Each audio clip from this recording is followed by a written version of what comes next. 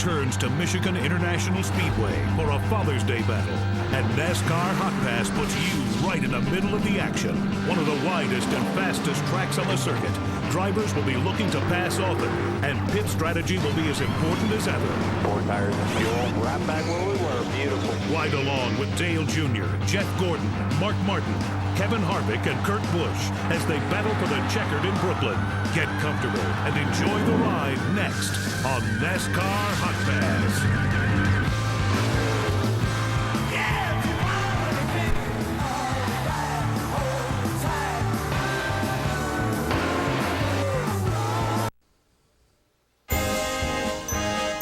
A big day in the world of sports in the state of Michigan typically takes place at the Big House in Ann Arbor. But today, the sports eye is shining on the Michigan International Speedway in Brooklyn, where the NASCAR Nextel Cup Series is set for race 15 of the 2007 campaign. It's the Citizens Bank 400. And you'll ride shotgun all day long with Dale Earnhardt Jr. It's NASCAR Hot Pass, exclusively on DirecTV, presented by Dodge. Hello and welcome everybody with Tony Rizzuti. I'm Adam Alexander. We are live in Brooklyn, Michigan today for the 76th race in the Nextel Cup Series here at MIS. And Tony, when you talk about big events in NASCAR, the biggest announcement of 2007 came earlier this week, and that meant when Dale Earnhardt Jr. announced where he would drive during the 2008 season. Yeah, Adam, we had a chance to go to that press conference, and one of the things I wanted to keep an eye on was just what Dale Jr.'s body language and his look on his face. Was he going to be relieved? Was there going to be some of that feelings of leaving his family's company? But to be honest, he was very happy. In fact, I would say he had a glow to him when he made the announcement that he would be driving at Hendrick Motorsports. His biggest thing out of that press conference was saying he hated being in limbo. He wanted to know where he was going to spend the next 5 years of his career. Once he made that announcement, he said he was perfectly fine with it. But now he's ready to move forward and try to get this number 8 Budweiser Chevrolet into the chase for the championship. And we will hear from Dale Earnhardt Jr. before we go green here today. You know, perhaps the seed was planted for Jr. to drive at Hendrick Motorsports at Texas. Kyle Busch had crashed out of the race. He left the garage. No drivers around. Dale Earnhardt Jr. had already lost his engine. He was done for the day. So he got in the 5 car, finished the race driving the Kellogg's machine. And you can see the smile on his face. He enjoyed that particular day. One of his new teammates is going to be Jimmy Johnson. He's been good here this weekend. He starts second today. In fact, when you look at Hendrick as a team, they've been amazing to this point in 2007. There's JJ, Jimmy Johnson, the defending Nextel Cup champion. Already 4 wins in the first 14 races of 2007. Then there's Kyle Busch. He went to victory lane earlier this year at Bristol. What about Jeff Gordon, the 4-time champion? Earlier this season at Phoenix, he tied Dale Earnhardt on the all-times win list. He would break the record set by Earnhardt at Talladega a week later. He's won 4 times, and Casey Mears picked up his first career win in upset fashion. He did it at the Lowe's Motor Speedway in Charlotte earlier this year. When you look at the domination of Hendrick, it's been incredible. 10 wins in 14 races. They've won 5 of the 6 Car of Tomorrow races, including being out front for some 615 laps. 3 drivers in the top 10 in the standings. Jeff Gordon, of course, the leader there. And when you look at Dale Jr.'s loyalty to Chevrolet, why not? They've won 13 of 14 races. That's the best start in the modern era, dating back to 1972. Well, Dale Earnhardt Jr. starts 23rd here today, and no doubt after the announcements of this week, he just wants to get in the race car and go racing. Let's hear from him. Tony Rizzuti caught up with him earlier today on the grid. Well, it's been well documented the week that Dale Earnhardt Jr. has had with his announcement that he will drive for Hendrick Motorsports in 2008. But Junior, you said the hardest thing about this whole ordeal was being in limbo and not knowing where you're going. So how much of a relief was it to come to the track this week knowing you didn't have to answer questions about where you're going? It's a huge relief. We had, just a lot of work got done in a little bit of a time, and everybody was so mentally and physically exhausted. We all kind of, after that press conference, I think everybody passed out for a few hours, got some sleep, but it's just a real big deal, and I hope that, it was, hope it came off well, because it was really sincere, and I'm really looking forward to not only, what we're going to do next year with Hendrick Motorsports, but the rest of this season with my bud team. Really excited about today. I'm ready to get this race started. I think I got a great car, and just looking forward to the rest of the year, trying to do the best we can. Martin looks like he's got a great shot at not only winning some more races, but making the chase, obviously, and hopefully get both these cars in there and give them a run. Yeah, let's turn to today's race. This is chassis 39, one of your favorite chassis. Led a whole bunch of laps here at Texas. You start 23rd, but you feel like this car can get you up front and maybe give you that first win of 2007? Yeah, we were really loose yesterday in practice, but I kind of wanted to be that way. I thought that the race would be a little tighter today, especially near the end, and if we can stay around in the top 10, I'll have a real good car at the end of the race. And, we've ran good here last year, and we got something like that setup-wise, little things extra that we've learned since then. Car was fast in practice. Got a couple other guys we're going to be competing with, but looking forward to a good, safe, race today, and, we'll see how it goes. I think we got a great car. I know you talked about how much you missed your dad at the press conference, but on Father's Day, getting ready to race, do you think about him maybe a little bit more? I think about all the fathers out there. Mine's passed away, and we try to honor him as much as and often as we can. But gives me the opportunity to wish all the other fathers out there happy Father's Day. I hope it's a good day for all of them. And I'd like to echo those statements as well. Father's Day to my father and former SCCA racer, Mike Rizzuti. Dad, happy Father's Day. Adam? Thank you, Tony. Thank you, Tony. And one of the goals for this team exiting Michigan is to be in the top 12 in Nextel Cup points and back in the chase. Currently 14th in the standings, some 55 markers outside of the top 12. 5 top 10 finishes to date and 9 top 15 finishes. This team has been consistent when they have not fought issues on the racetrack. When you look at this Michigan International Speedway, it's a great layout. 2 miles in distance, wide, and that means very racy. 18 degrees of banking. It is a tri-oval. And when you look at our setup for today's race here at Michigan, 200 laps means 400 miles, pit road speed 55 miles per hour, and the pit window with these 18-gallon fuel cells between 40 and 45 laps. When you look at that analysis, you think of crew chiefs, and standing by with the guy who will call the shots for us today, Tony Rizzuti, with another Tony. It's Tony Gibson. Standing by with Tony Gibson. Tony, I know a lot of the people in the garage area were hoping for maybe some overcast skies today, a little bit cooler weather, but it's as hot as it's been here at Michigan. How will that affect your race car today? It probably won't change it too much. We were kind of sliding around yesterday a little bit on the free side, but he was okay with that because we figured it would tighten up. It's supposed to get cloudy later on, and the track always gets tighter and tighter. So we had a decent car yesterday. He felt pretty good about it, so we made some air pressure adjustments for the start just to kind of help him get going on the start. That's what we were worried about, is being too loose and not being able to get up and go with these guys. So hopefully the adjustments we made, will work for us, and we can get a good top 5 finish today. You start mid-pack back in 23rd. This is a track where you can use some pit strategy. How's your tire wear been? Is this a track where maybe you can take 2 tires to get some pit position and some track position? Yeah, you can definitely do that, because we have a smaller fuel cell, so, we're not going to be running as far as we used to, so we can use a little of the strategy, some 2-tire stuff to help us get up there. So, hopefully we'll make the right decisions and get there. I want to say happy Father's Day to my dad, and, my wife had surgery, and she's doing really good, and just everybody back home, I just tell them I love them, and I'll see them tonight. That's Tony Gibson. He'll be calling the shots today for Dale Earnhardt Jr. Adam? And Tony, one of the things you hit on with Tony Gibson is today's weather forecast, and many teams, as you said, expecting cloud cover in the Brooklyn, Michigan area today. Here's the latest weather: sunny skies, 85 degrees, a slight wind, and there is a slight chance of thunderstorms in the area, but to this point, it's been gorgeous weather, hot and humid as you would expect in the Midwest in the month of June. Other drivers you can see on NASCAR Hotpass here today: Channel 795, Kurt Busch, Kevin Harvick, our Daytona 500 winner in 2007. Over on Channel 796, Jeff Gordon is always good here at MIS. He's on Channel 797. Mark Martin enjoying a great year despite a part-time schedule, riding on 798. And of course, you can follow Dale Earnhardt Jr. all day long with us here on Channel 799.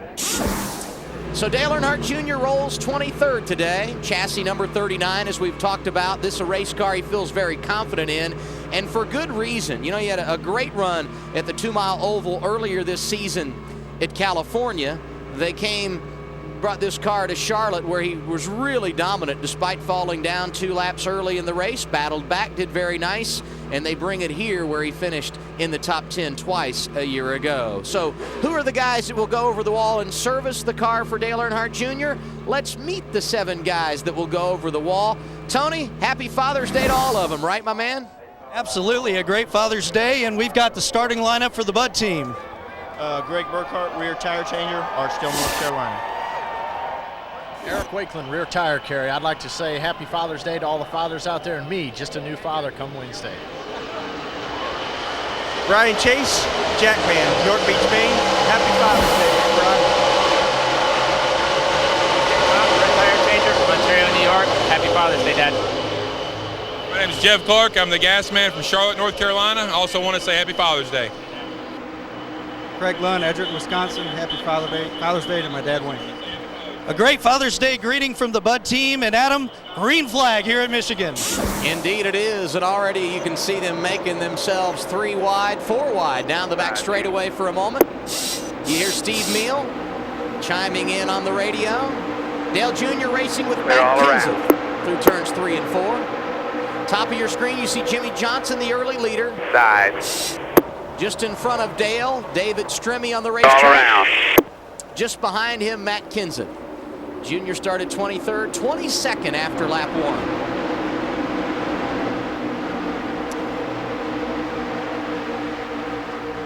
1. Top right of your screen, you'll always see the TNT broadcast. Bottom left, we'll show you various angles of this Budweiser Chevrolet.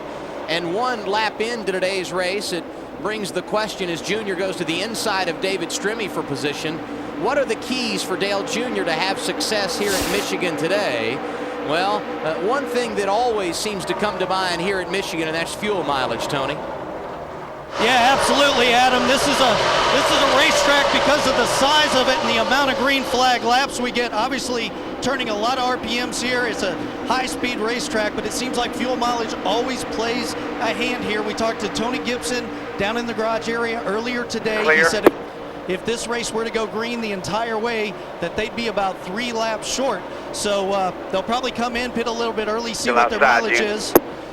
Because the only way to judge their mileage early on in practice is to run a few laps and then refill it and kind of see. But it's that first run that will really set them up for fuel mileage the rest of the day. You know, one of the other keys you have to talk about at Michigan is adjustability in the race car. And I think one of the reasons why is because this is a track that is very sensitive to weather. And we've already talked about the fact that it may change throughout the afternoon.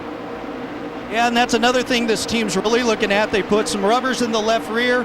Dale Jr. during happy hour talked about maybe they should change that spring, but then they talked about, well, it'll probably be hot at the start of the race, but if the clouds move in, this racetrack will get tighter. You heard Tony Gibson talk about the extra rubber that was laid down from the truck race yesterday, so they built in adjustability to this car, and Dale Jr. said he'd probably run towards the bottom of the racetrack for the first few laps and then move up, because that's what his free race car will need once the grip's gone from the tires. And third, track position, a big key. We've already seen Dale Jr. go from 23rd, now passing Kevin Harvick to get up to the 19th position. He's doing some of it himself on the racetrack, but Tony Gibson and those guys have to be aware of track position as the day continues as well. Absolutely, Adam. You get so sprung out here at Michigan that track position plays a key role, even if your car is not quite as fast as everybody, as much as a half second to almost 3/4 of a second slower than somebody else to make up that track time and then try to pass a guy. As you hear Steve Neal, the spotter, talking to Dale Jr., it's hard to make up that ground, and this tire doesn't fall off a whole lot. So Tony Gibson touched on that in our open when we had a chance to talk to him, that sometimes you can take the two tires, get the track position, and even if you're slower to somebody 10 or 12 cars back, the time it would take them to catch you with these smaller fuel cells, you'd have to pit anyway. So all around. We'll look for pit strategy today from the Budweiser team. 5 laps complete. Dale Jr., as you've been watching, knifing his way through the field. Already into the 18th position now.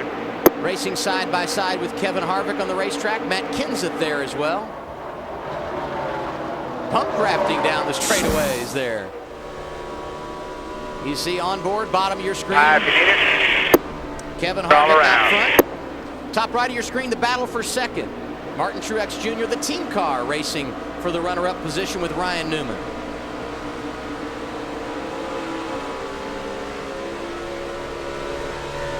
Dale Jr. 19th on the board. And you start to see him working his way up the racetrack.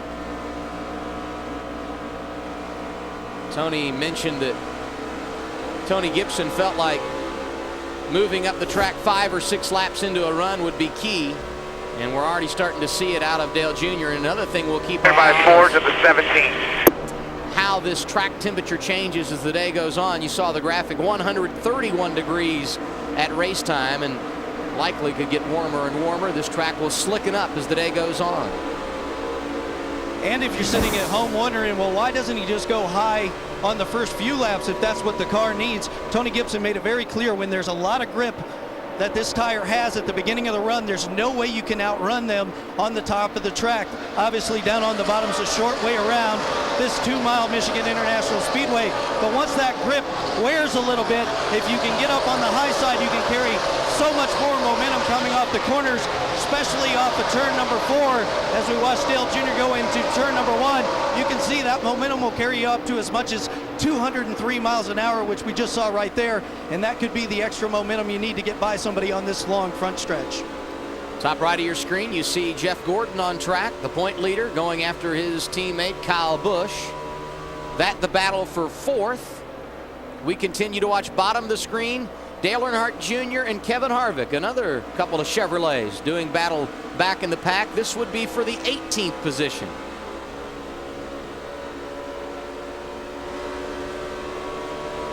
Junior trying to get some momentum through 1 and 2.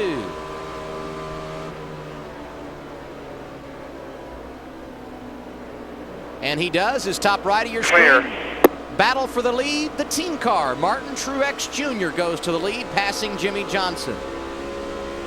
And that's good news for a couple of reasons. One, because you know Dale Jr. and Martin Truex Jr. are good friends. It's also good news because, Tony, as you and I talked to Tony Gibson in the garage area earlier today, the 1 car and the 8 car have very similar setups entering today's race.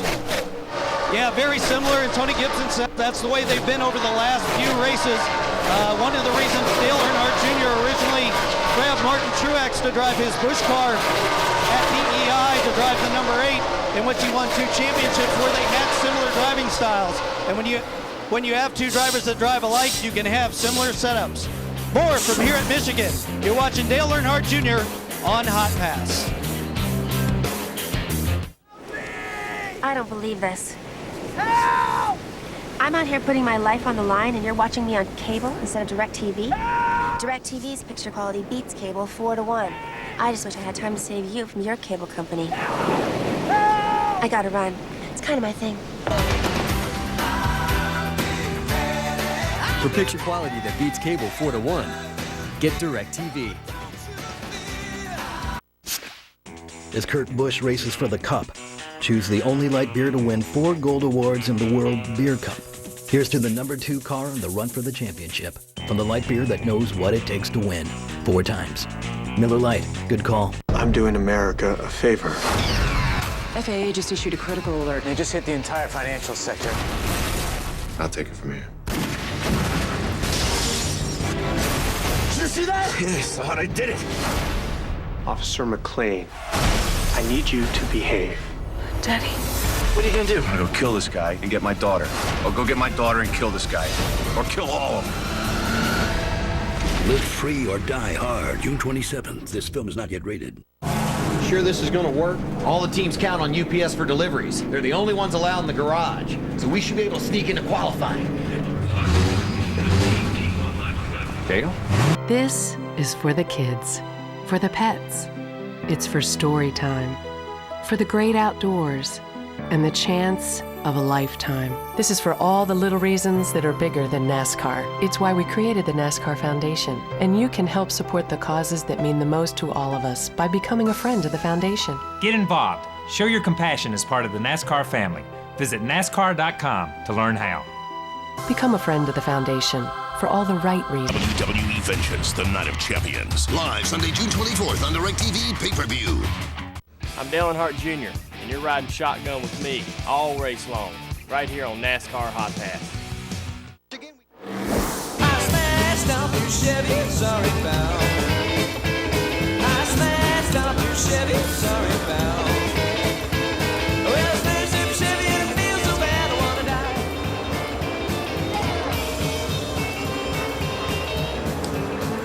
Back at Michigan International Speedway, good news for Dale Earnhardt Jr. Started 23rd, and as you can see on the board, already making his way into the top 15 and looking for more as he goes to the inside of J.J. Yaley for 14th on the board.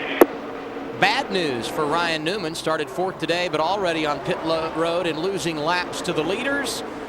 Problems on that left rear tire. Not good news for him. It's been a season of struggles for Newman. And Dale Jr. has been electric today, and the DEI camp should be happy. Top right of your screen, you briefly saw a look at Martin Truex Jr., who leads this race, and Dale Jr.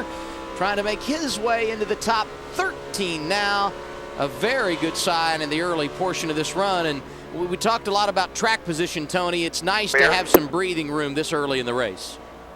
Absolutely, moving all the way up to 13th. I think they would have been happy moving up to about 15th because they were very nervous yesterday afternoon in their happy hour, just how loose they were, as well as the fact that they didn't feel like the car would go right off the bat. Like the first 5-6 laps, the car just wasn't as fast as everybody else's, so Dale Jr. was real concerned about falling back at the start of the run, but obviously they've got the car dialed in. He did radio when we were away that the car is loose off the corner when he gets back into the gas.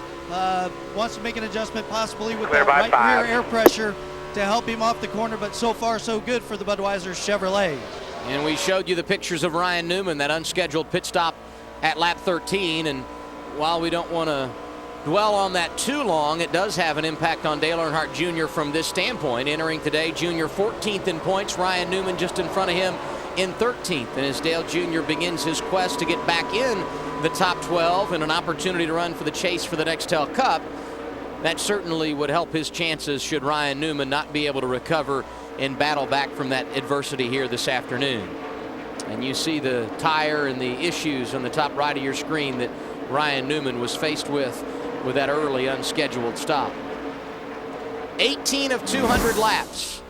Dale Jr. running in the 13th position at a racetrack where he's visited victory lane on 2 occasions, both coming in NASCAR Busch Series competition, and one of those somewhat of a career highlight back in 1999. Jeff Gordon, who had established himself. Right now, no adjustment.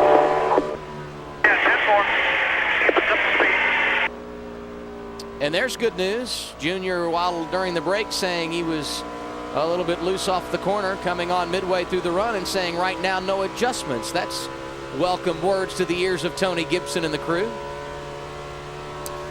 But to follow up on the story, he won a Busch race here in 1999, beating Jeff Gordon. That kind of put Junior on the map, and of course we know he's been very successful ever since. Currently riding in the 13th position at Michigan.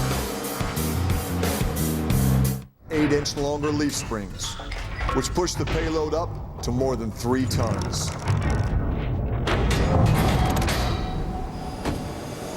Introducing the bold new F-Series Super Duty. It's built better to work harder for you. Hello? Hey, Mom, guess where I am? Where? In Vegas with Mike. Mama. Just drove here on a whim. City of Lights. Promise me you won't come back married, okay?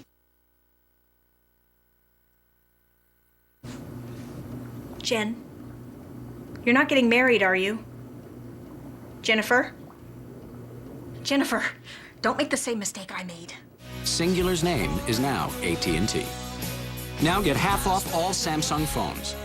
At Shell, we're constantly testing to prove there is a difference in gasolines. While low-quality discount gas can allow gunk to build up in your engine, Shell gasoline stops gunky buildup to help your car perform at its best.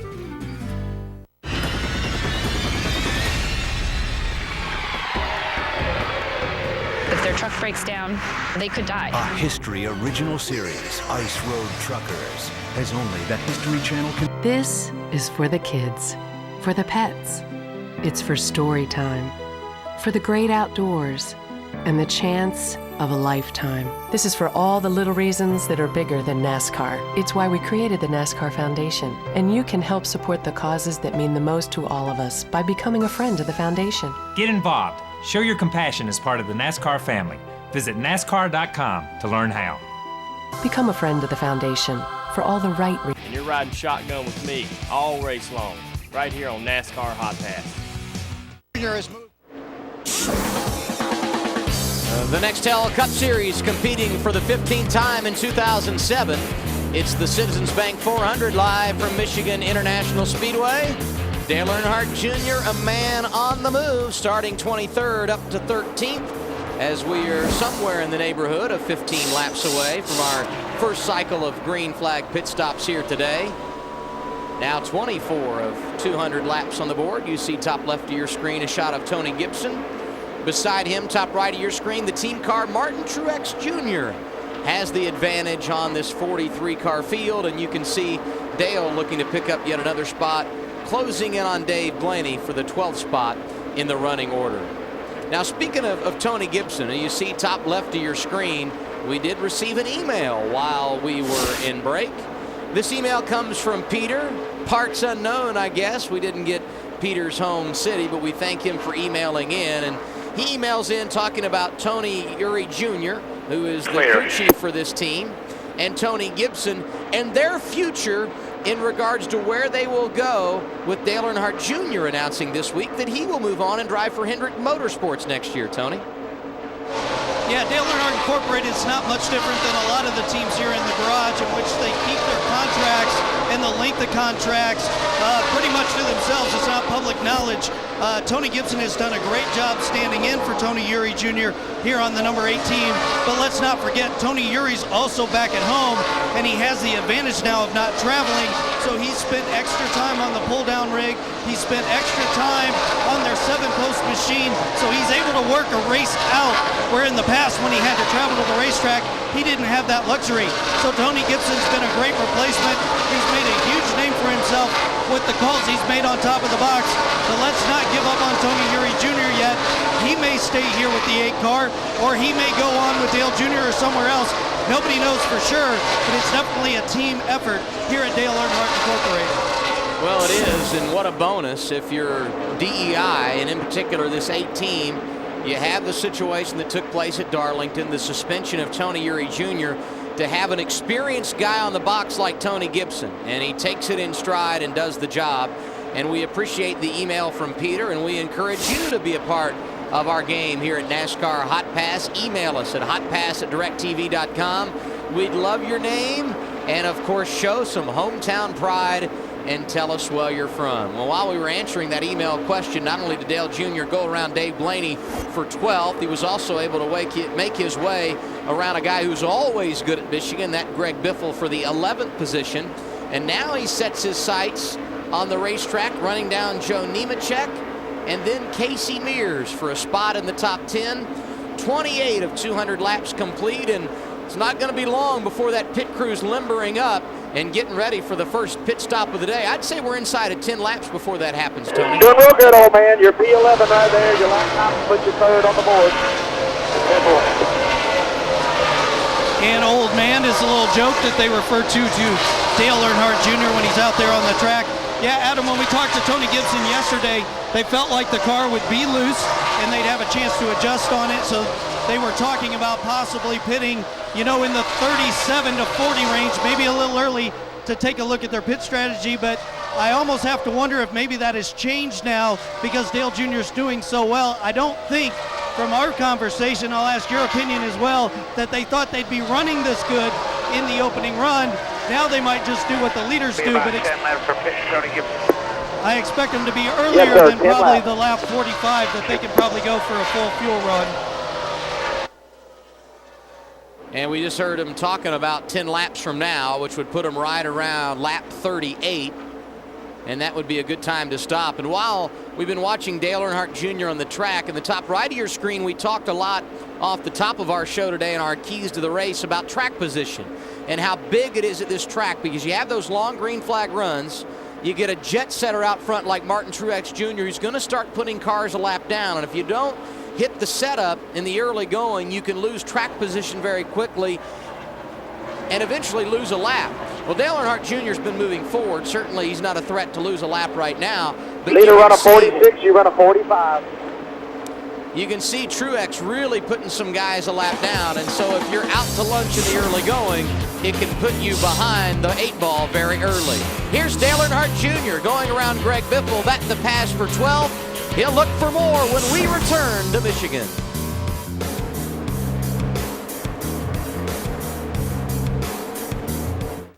What the heck was that? Whoa!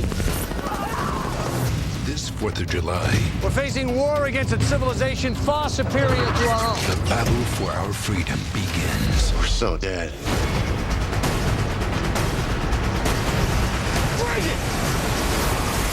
Transformers, July 3rd everywhere. Tony Stewart here with my buddy Jared. And the tasty 6-inch sweet onion chicken teriyaki from Subway restaurants. Third the fat of a McDonald's snack wrap. And a lot more food. Fills me up without slowing me down. Would you say that makes Subway restaurants your favorite pit stop? Subway. Race hard. Eat fresh. There's one brand of tools built to exceed the need. Duralast. Tools forged with longer shanks for extra leverage. Demand Duralast. Tools built to exceed the need. Only at AutoZone. Newman! Newman! Wasn't me.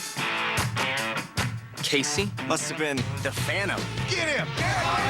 Gillette Fusion Power Phantom. Turn it on and soothing micropulses help you reduce friction. So you barely feel the blades. You really feel the difference. The Phantom strikes back.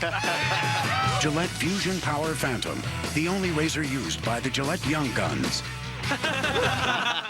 After an amazing rookie season, letters keep pouring in about Denny Hamlin. Kelly Burnett from Coram, New Hampshire writes, "Hey FedEx, with all the traveling that Denny has to do, does he have a favorite city? Well, Kelly, Denny just loves sightseeing in the Big Apple."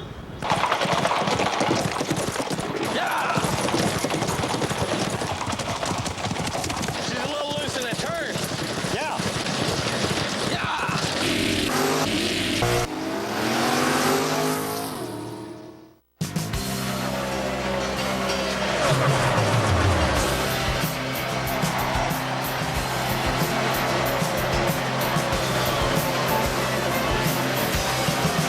If you're finally ready to roll with Chicagoland's fastest growing sports tradition, call 815-727-RACE or visit ChicagolandSpeedway.com today. Chicagoland Speedway. Roll with us. No, we're not the jet set. We're the old Chevrolet set. There's no Riviera in Festus, Missouri, and you won't find no masses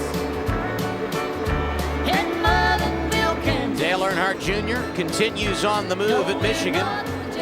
About 4 laps away from our first set of green flag pit stops today. And I was hoping Dale Jr. could get in the top 10 before that cycle of pit stops, and it appears he's going to have a great chance to do so. Top right of your screen, Joe Nemechek, who is running 10th, pulling off the banking. He will come down pit road at lap 34. Not sure if there's a problem there or if this is their early fuel window, but regardless of the case, Jr. now running 10th, and you can see he's closing on Kyle Busch for what would be 9th in the running order. I would say the first run of the day has been a great success, and by listening to radio traffic, Dale Earnhardt Jr. would agree in the race car. Yeah, he's very excited with the race car. Loose on the early part of a run. It seems like it's really good in the middle, and then he just radioed that it was tight towards the end of the run, but obviously other cars are falling off while Dale Jr.'s is not. You see his teammate Martin Truex just well ahead of the field up front, and Dale Jr. now closing in on the back bumper of Kyle Busch as we head down into turn number 1. Top left of your screen, Dale Jr. battling Kyle Busch for 9th. And now 5 cars pitting this time, Gene. And you hear Steve Meal letting Jr. know that Kyle Busch will be slowing off of turn 4 and coming to pit road. Great information from the spotter. You don't just stand and watch atop the spotter stand. You have to communicate. There you see Kyle off the pace, top left of your screen. He's going to come to pit road. This will put Dale Earnhardt Jr. 9th on the scoreboard. That was a great shot off the roof camera of the Budweiser Chevrolet. You saw the hand of Kyle Busch waving out the window to let Dale Jr. know that he'd be slowing down for pit road. Watch for Dale Jr. to do the same thing here in the next 2 to 3 laps. See Tony Stewart coming down for his scheduled green flag service.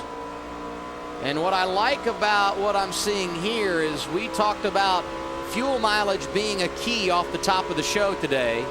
And these guys coming this early would indicate to me that the 8 group is getting better fuel mileage than teams like the 20 and the 5, and that could be a good sign for the latter stages. Fellow Hotpass driver Kurt Busch in for his green flag service. You see that top right of your screen. Carl Edwards in as well. And Adam, one of the things... old man. Next time, 4 tires. 4 tires, simple. So Dale Jr. going to pit next time. One of the things Tony Gibson definitely wanted to do was try to stay on some type of strategy.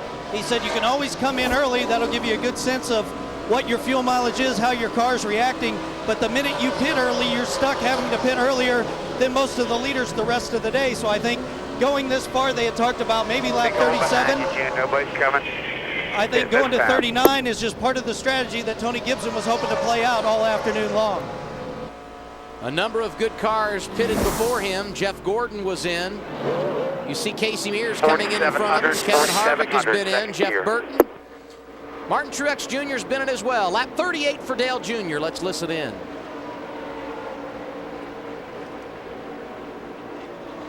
About 5 away, old man, right here. Look left, 2. There we go.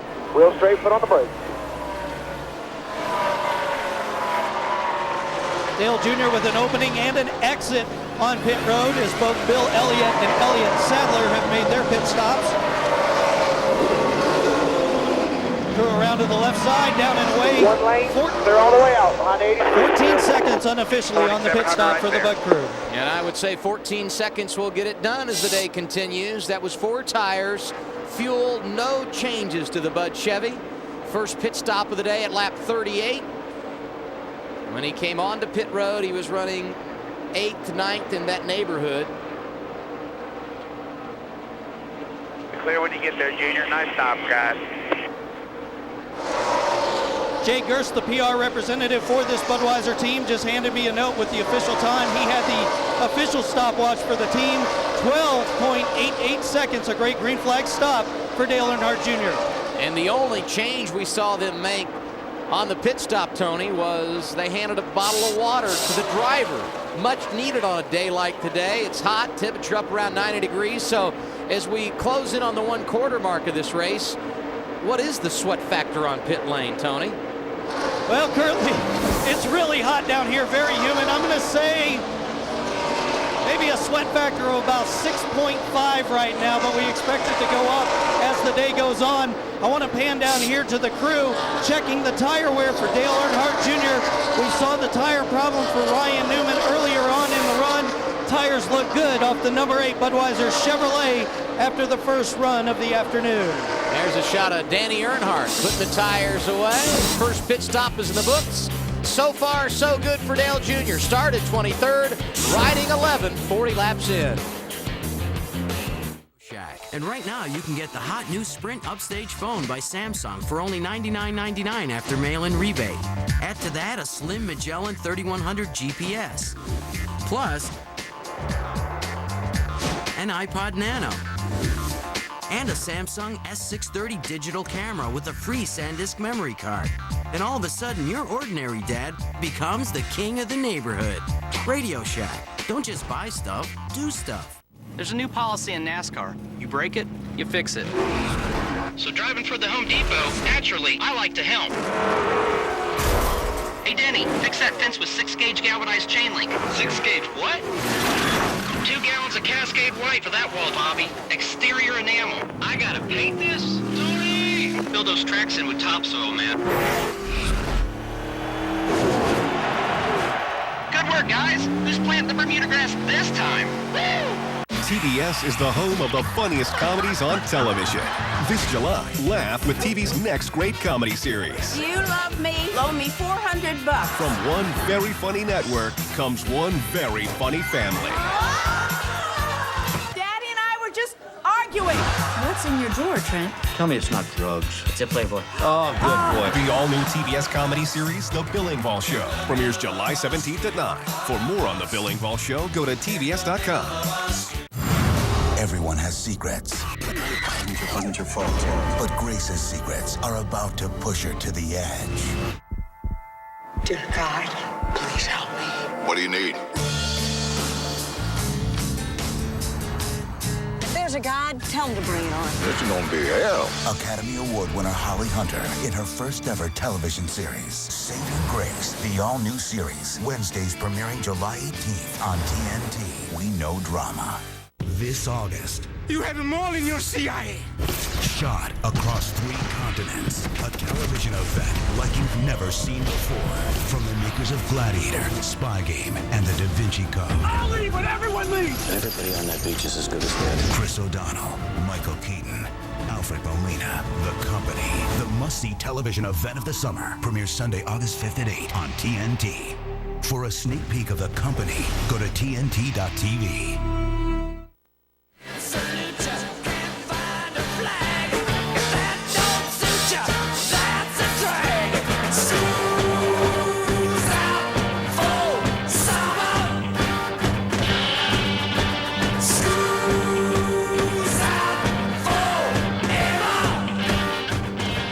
Dale Earnhardt Jr. riding 10th in the Citizens Bank 400 at Michigan.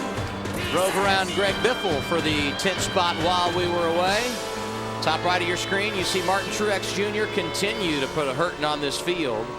Right now on the racetrack, he's trying to go around the 31st place car, Juan Pablo Montoya, and put him one lap at arrears. He's already sent down guys like Scott Riggs, Elliott Sadler, Bobby Labonte one lap down. Tony Raines is a lap down. David Reagan, Reed Sorensen, Mark Martin, some pretty big names and some guys who typically are very good at this racetrack, one lap down. And as we talk about Martin Truex Jr. and his moves, Casey Mears on the move. He was able to get around Dale Earnhardt Jr., so Dale sliding back to 11th in the running order. You talked about some tire wear. Tight on this end. 10th on the tight. A little tight on the run, you heard Dale Jr. say there. You talked about some tire wear on that first run. Tell us a little more, Tony. Well, yeah, the tire we're looking at right now is the right front tire that just came off the Budweiser Chevrolet, and you see these numbers on here. Those are the wear indicators that Goodyear builds into the tire. Now, you want to get as much of this contact patch on the racetrack as you can, but if you look closely, 6382, here's the number of 54, and you can see a little bit of discoloration here on the center of the tire, and as I run my hand across it, the tire is very warm. You can see a little dip in the tire, so obviously a little bit more wear than they'd probably want on this right front tire for the first stage of the race, but nothing that the crews seem to be real concerned about, but definitely something we'll keep an eye on as the race moves on here on a hot day at Michigan. Dale Earnhardt Jr. racing for position to the outside of Kyle Busch. Junior up to 11th, from 11th to 10th in the running order.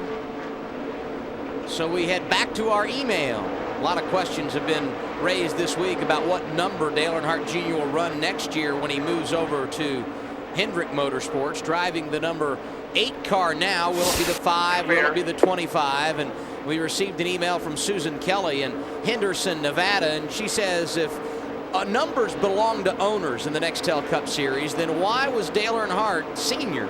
able to run the number 3 when he was the owner at DEI? Can you clear that one up for us a little bit, Tony?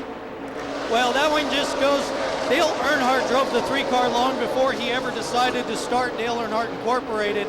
And it's just one of those things that kind of happens in the sport.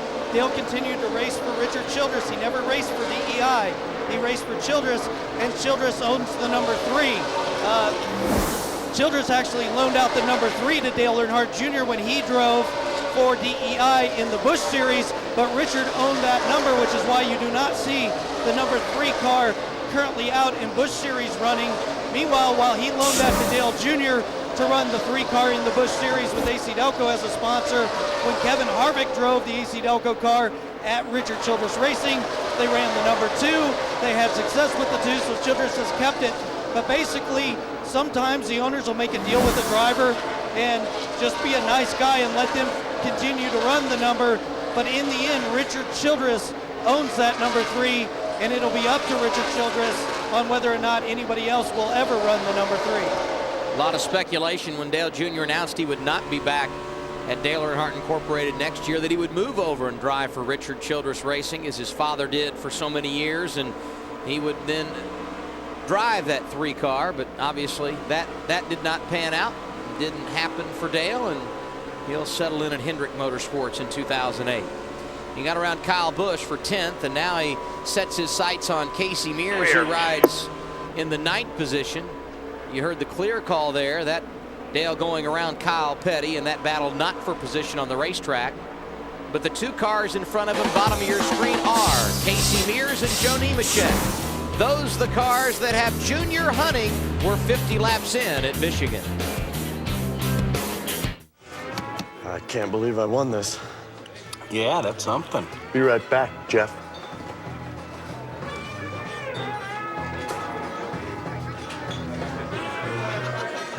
Hey guys, here's your feast for 2 and your game cards. You could win a trip to meet Pepsi driver Jeff Gordon.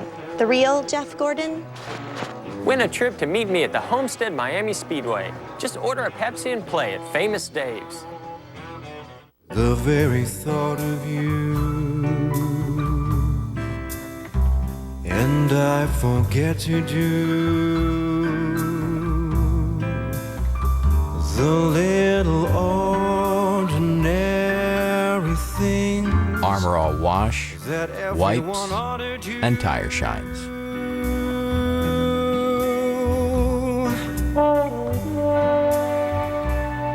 Go ahead, stare. I was embarrassed. I couldn't get a connection like the others, so I quit trying. I'd pretend to read a document or fake an email response. Stop suffering from connectile dysfunction. You're not the first guy it's happened to. Sprint Mobile Broadband covers twice the cities of AT&T's Broadband Connect. Now my connections are better than ever. Do more on the nation's largest, fastest mobile broadband network. Get a free card. Visit sprint.com/mobile broadband. 12 state lines, 47 red pickup trucks, and 3 bouncy things, 125 windmills, 98 Joshua trees. One great place to start counting sheep. Super 8, with over 2,000 locations, free high-speed internet, free breakfast, and great rewards with Trip Rewards. Wherever your journey takes you, you can count on Super 8. See you along the way. Super 8, proud member of the racing family since 1996. See you along the way.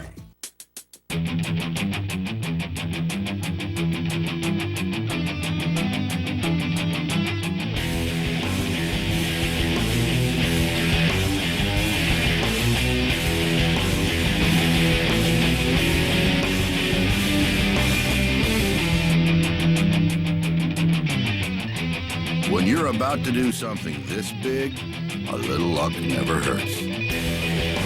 Thanks for having us. Back at Michigan, set for our first cycle of caution flag pit stops. When you get there. Under caution for debris. The caution came out at lap Sean, get that 50. left front fender out for me. 1. Here comes Dale Jr. down pit road. Air pressure, right side tires only. Let's listen. Right here, old man. 3 away. Nice and easy here. There you go. Nice job.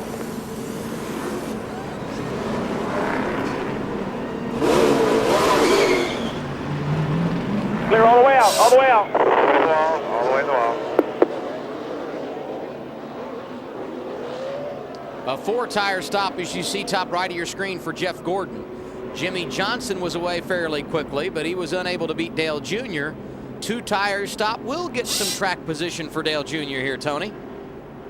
You had 11 laps on the lefts right there. 11 laps, green flag laps. You hear them tell Dale Earnhardt Jr. he only had 11 laps on those left side tires. Something Tony Gibson said, if they only had 10 to 12 laps on a set of left side tires, it made more sense to You got to leave that up there, Jay. I didn't wave it off. rather than get the 4 tires. Dale Earnhardt Jr., he's made his second pit stop of the day. You're riding shotgun with the Budweiser Chevrolet here at Michigan. More in a second.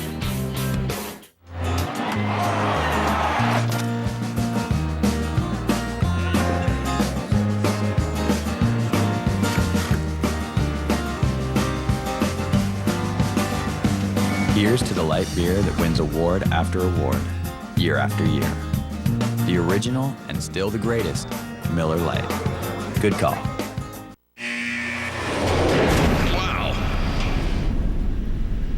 This is Bill. He works for Ford, and he's wrecked more cars than Hollywood. You ought to see my insurance rates. I'll take care of the jokes, Bill. Did the Ford F-150 get a 5-star crash rating? Yep, 5 stars for both driver and front passenger. What about the other guys?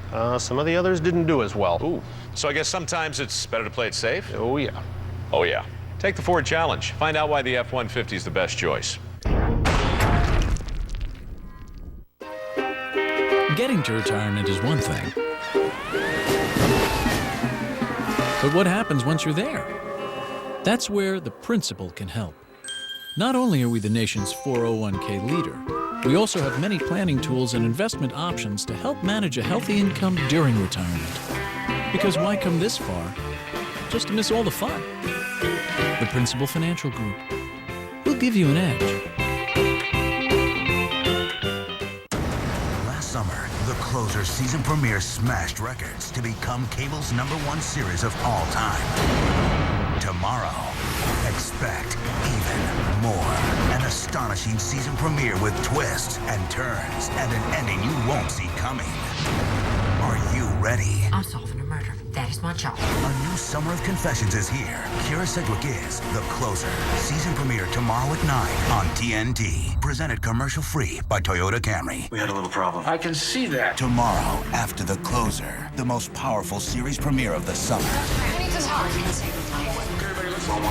Bring me a perfect heart, Doctor. Welcome to St. Jude's Transplant Center. You take the knife. You take the responsibility. If that's the case, I say when he operates. Treat Williams, Heartland, an all-new series, premiering tomorrow at 10 after The Closer on TNT. For more on the new series Heartland, go to TNT.tv. Riding shotgun with Dale Earnhardt Jr., a combination of a great race car and pit strategy. Have Dale picking up 21 spots in the first 55 laps here at Michigan. Started 23rd, drove his way into the top 10 before pitting under green the first time today. That came at lap 38. He pitted again at lap 52.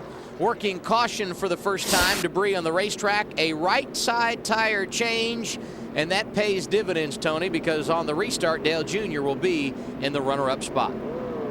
And right behind his teammate, Martin Truex. So curious to see just which DEI car has all the muscle right now. Dale Jr. passed as many cars as anybody on that last restart, that first run we had of the day. Martin Truex obviously started closer to the front and had the clean air, so it'll be interesting to see mano y mano, Martin Truex Jr. versus Dale Earnhardt Jr. on this restart.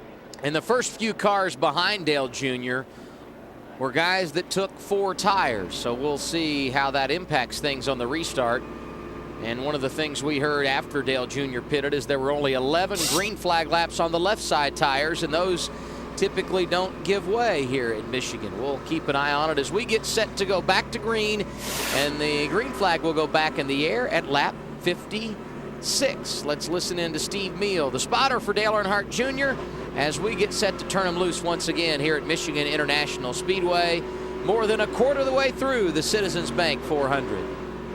Pace car's off, pass on the right if something happens.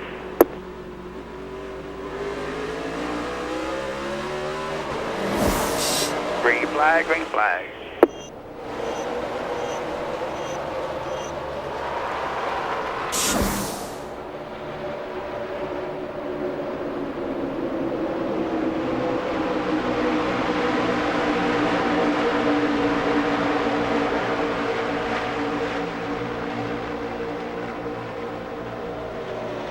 Clear.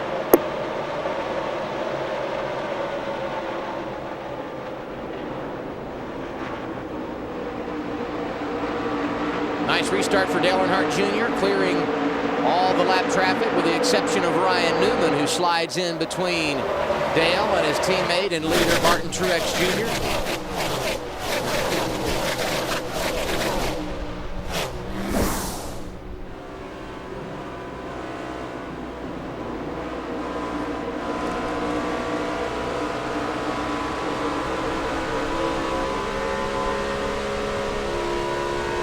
Earnhardt Jr. has led laps here at Michigan on 8 different occasions.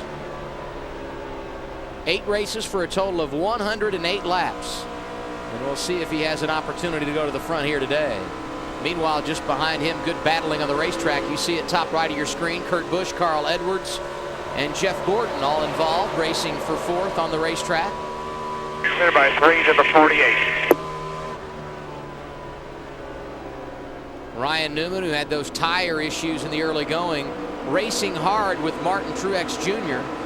He would like to get a lap back. He's currently 3 laps down. He had an unscheduled pit stop with a left rear tire going down just a handful of laps into this race today. Crazy racing top right of your screen. Lap cars and lead lap cars battling there. Meanwhile, 4 wide, Adam. Yeah. Which is something you can do here at Michigan, a big wide racetrack, but 4 wide coming off of turn 4 is a little close for comfort. And that's one of the benefits of being out front. And what I like about the move for 2 tires, Tony, is if you take 4 tires, Dale would have restarted somewhere in the neighborhood of 10th or 11th, which would be fine. It's not a terrible situation. But you add in the equation of lap cars, now all of a sudden you've got to pass 18, 19 cars to get to the front and battle for the lead. And that's where I like their situation, because Dale Jr. now finds himself not having to battle with guys as much as he would have if he were back in the pack. Back bumper. Yeah, absolutely. Jimmy Johnson to the inside for position. They're all around.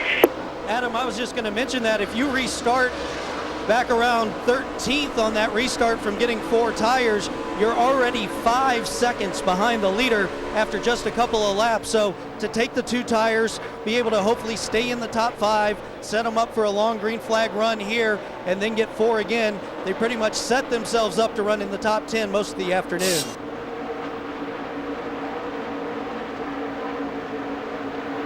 Jimmy Johnson going to the inside of the lap machine of Ryan Newman. Dale Jr. there with him.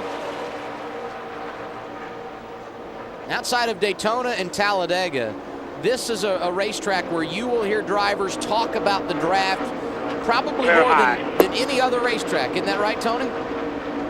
Yeah, because you run so fast here, and these straightaways are long here at 99 Michigan. car back bumper. In fact, one of the things we saw earlier in the run, Adam, that you mentioned, I think on lap 2, was the bump drafting that we saw here, which is something you can get away with on the back stretch. Probably not something you want to try on the front stretch, just because you are turning most of the way on this big D-shaped track as Carl Edwards works to the inside of Dale Earnhardt Jr. But yeah, a lot of drafting here. You can bump draft. You run this track much like a super speedway race, except for when you get to the corners, and then it's so important to have a car that'll turn good both mechanically and aero-wise. The cars do coil bind here to try to get just as much air as they can to the front nose of their race car. Carl Edwards able to drive around Junior. That was for 3rd on the racetrack. Kurt Busch trying the bottom line. And as he did on that first run of the day, Junior starting to climb the racetrack and run the outside lane as this run continues. Now working the draft in the straightaway off of Kurt Busch before fanning out in the corners.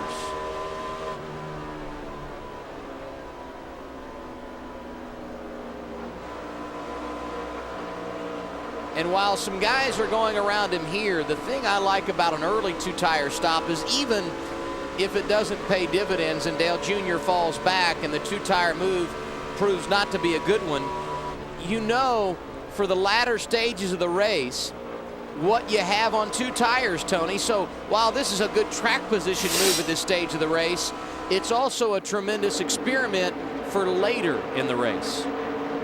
Yeah, you took the words right out of my mouth. That's what I was thinking. It's not unusual after about 5 or 6 laps, the cars with 4 tires, if they're lined up right behind you, should be able to get an advantage and get by you. But like you said, it's worth taking the gamble early on. They have the track position. There's still about 4 or 5 seconds between where they are and where they would have been had they taken the 4 tires. Plus, like you mentioned, Adam, you know what to do if we get into a short stop here at the end of the race. Top right of your screen, you saw the change for the lead. Jimmy Johnson around Martin Truex Jr. Carl Edwards in the mix. Kurt Busch has moved up there as well. Those 4 cars racing for position in front of our guy, Dale Earnhardt Jr. He rides 5th. The next guy he would see for position would be Brian Vickers. He's having a strong run today, currently in the 6th position. 65 of 200 laps on the board at Michigan. Dale Jr. in the top 5. It's a clean start. There seems to be some sort of trouble with the Hampton boat. Oh dear, a seat just broke. The boat is literally falling apart. Somebody is going to have a lot of explaining to do. Not the official tools of competitive rowing. The official tools of NASCAR. Craftsman at Sears. Hey, boss. Do we have Aflac? Nah, we have something else. But if you're hurt and miss work, does it pay cash like Aflac does? Nah. Or let you spend it any way you want, like for gas and groceries? Nah. Or help with everyday bills like Aflac does? Nah. There's only one Aflac. Ask about it at work. Nice try, boss. Nah. Jared here with home run champ Ryan Howard. Everyone knows Subway restaurants for tasty low-fat subs. Like this 6-cent Subway Club. Make it a foot long, and it's still less than half the fat of a McDonald's Big Mac. But the real surprise, it's got twice the meat. Fills me up so I can hit the long ball. Less fat. More meat. Less fat. More meat. You know, your defense is really underrated. Oh, thank you. But still more meat.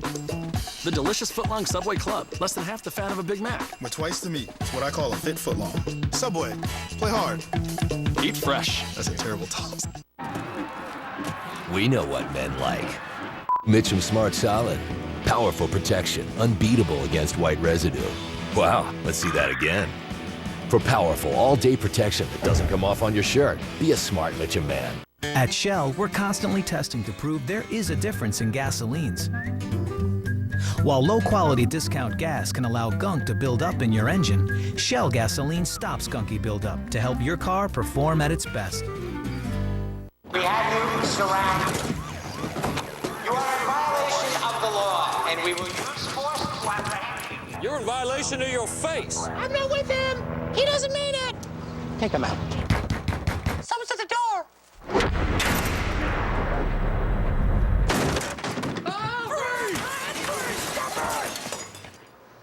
You think that's surprising? Get this. Diet Dew has all the intensity of regular Dew with none of the calories. You know what they do to puppets in prison?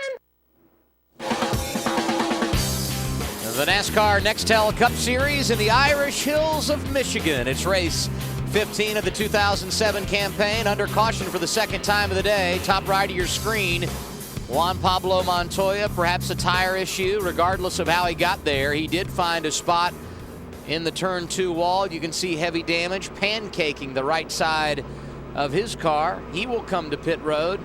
A tough welcome for the first-year driver in the Nextel Cup Series to the Michigan International Speedway. Jimmy Johnson continues to lead. Dale Earnhardt Jr. riding 5th, and we heard Tony Gibson say on the radio, we're coming to pit road here. And Adam, it'll be interesting to see just who takes 2 tires. Definitely a 4-tire stop. 4,700 RPM, that's 55 miles an hour. Doing a great job. Let's listen to Tony Gibson call the old man down pit road. Right here, old man. 2 away, there you go. Wheel straight, put on the brakes.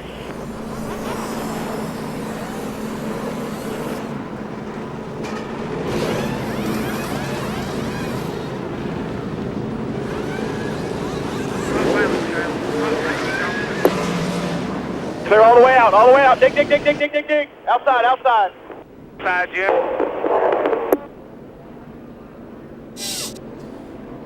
13.7 on our clock. Some of these guys probably getting 2 tires only. It looked like Jimmy Johnson and Truex both went the 4-tire route. Only one I saw get just right was the 99, Tony Gibson. And I was going to say, Carl Edwards Thank you. appeared to go the 2-tire route. So I thought perhaps some of those guys, Tony, would go 2 tires having been on pit road just a moment ago, and most of them getting 4. But not the case, and that pays good dividends for Tony and the team. Yeah, that surprised me a little bit as well, Adam, but it had been about 15, 16 laps since they last pitted, so most of the cars going with 4 tires. You're riding shotgun with Dale Earnhardt Jr. here on NASCAR Hotpass on DirecTV. They may be right.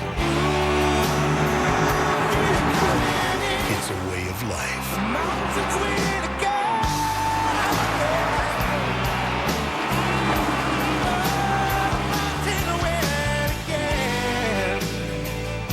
Busch Beer, proud sponsor of the NASCAR Busch Series.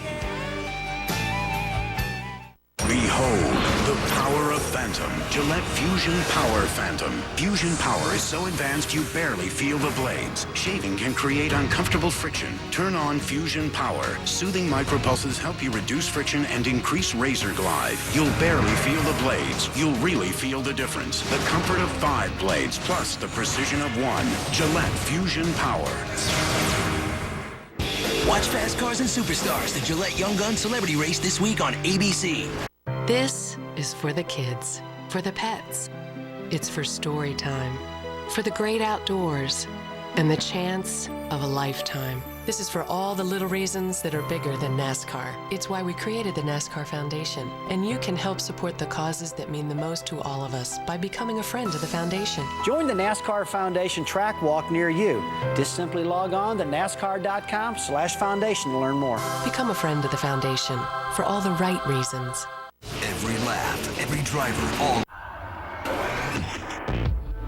Bold, aggressive styling. Incredibly precise handling. Electronic stability program. 5-speed auto stick transmission. Dodge Charger SXT that has the power to make anyone emotional. Now get 0% financing plus $500 bonus cash on Dodge Charger. Discover America's hottest products at your Dodge dealer. The road to the heavyweight championship continues Saturday, June 30th. 4-time world heavyweight champion Evander, the real deal Holyfield, takes a step closer to his 5th heavyweight crown. But first, he'll need to get by Lou Savarese. 46-6, 38 knockouts. Savarese makes Holyfield's road just that much harder. Holyfield versus Savarese. The road to the heavyweight championship. Saturday, June 30th. Season tomorrow at 9 on TNT. It's got cool us with that time. Nobody can shut that Chevy down. 'Cause that brand new Chevy's mine.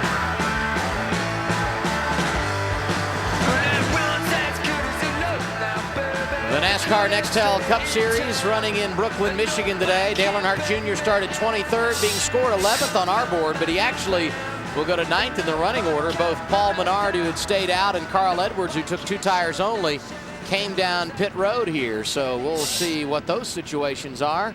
Let's see if we can ring driver 8. Dale Jr., Adam Alexander with NASCAR Hot Pass. You got me?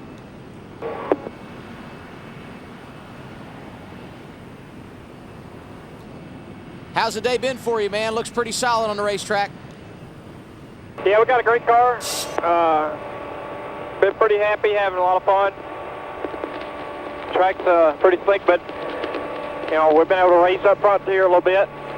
Stay in the top 10. I think we're dialing in just a little bit more. We'll have a top 5 car. Looking good so far, man. Stay cool in there as much as possible. We'll talk to you later on. Out there, boy, it's comfortable in here. Dale Earnhardt Jr. behind the wheel on a warm day here in the Irish Hills of Michigan. Started 23rd, drove his way into the top 10, was able to work his way into the top 5 with a little pit strategy. Why is running. 18 up there? He got either just gas or just right. No, he came out right beside me on pit road. Yeah, I know. According to the, they were just talking about, according to the camera, it was 18.207 off of pit road. Damn it.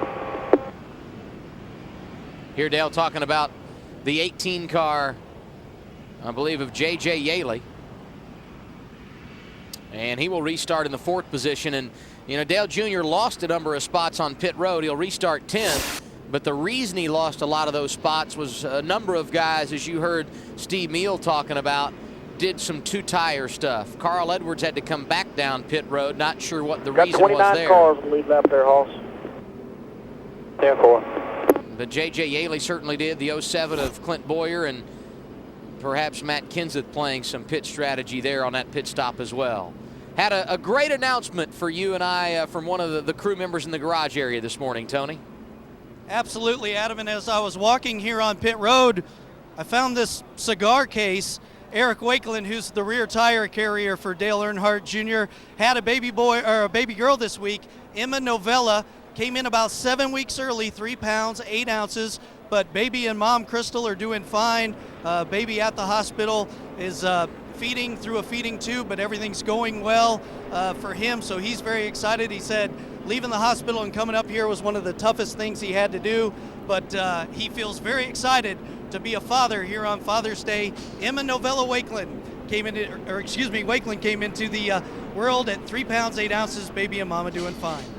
All that taking place on Wednesday, and we were talking to Eric in the garage this morning. He was glowing. If you thought Dale Earnhardt Jr. was happy in making the announcements that he made earlier this week, you should have seen the look on Eric Wakeland's face earlier this week. He said, as he told us, he was stoked, and rightfully so. You couldn't ask for a better gift leading to Father's Day weekend. Lap cars coming on the bottom, Gene. Getting set to go back under the green flag. We'll do so at lap 74. Dale Earnhardt Jr. going to restart 10th. Pitted in the 5th position. Pit strategy by some guys put him back to 12th. A couple of folks had to come back down pit road, so he restarts 10th behind Brian Vickers and just in front of Joe Nemechek. 27 laps shy of halfway.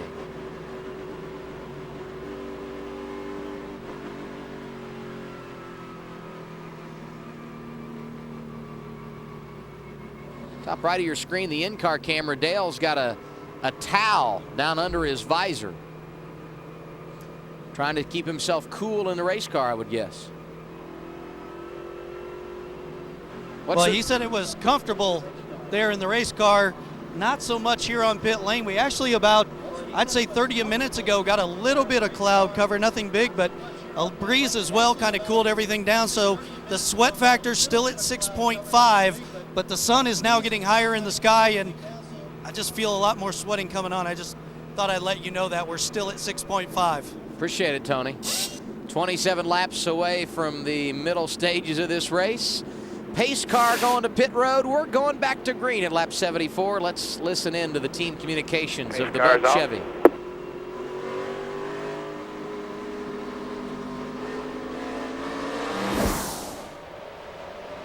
Flag, green flag.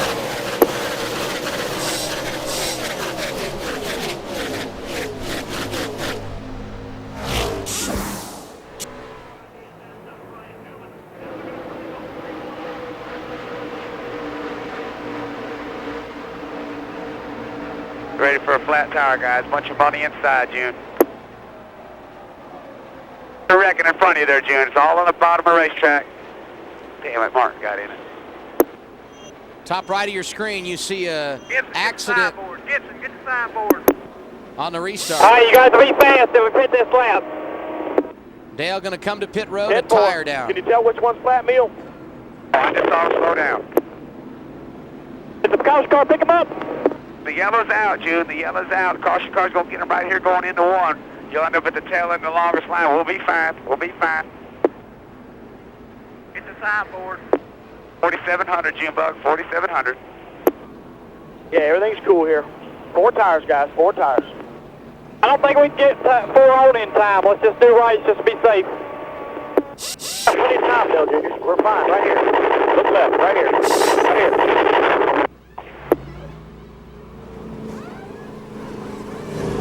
Adam currently looking at the left side tires. It looks like the left front might be a little low. It's hard to tell. They start them on such low air pressure at the beginning of the run, and obviously clear all the way out. There you go. Nice job. just at green. 4,700 the back of the package, just in the middle of 1 and 2. Good job, guys. We'll take a look at the tires and get you Y'all an get a update. good look at the valence and all that good stuff.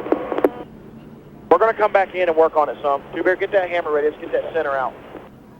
Top right of your screen, you see the replay of the caution, and I'm not sure that the accident wasn't created. All right, this is what happened under that last caution. We come off that road with no tires, ran over a big old chunk of shit on the apron. I think I was going to have a flat, but I thought you'd have to look at the valence a little bit because it went under the car pretty hard.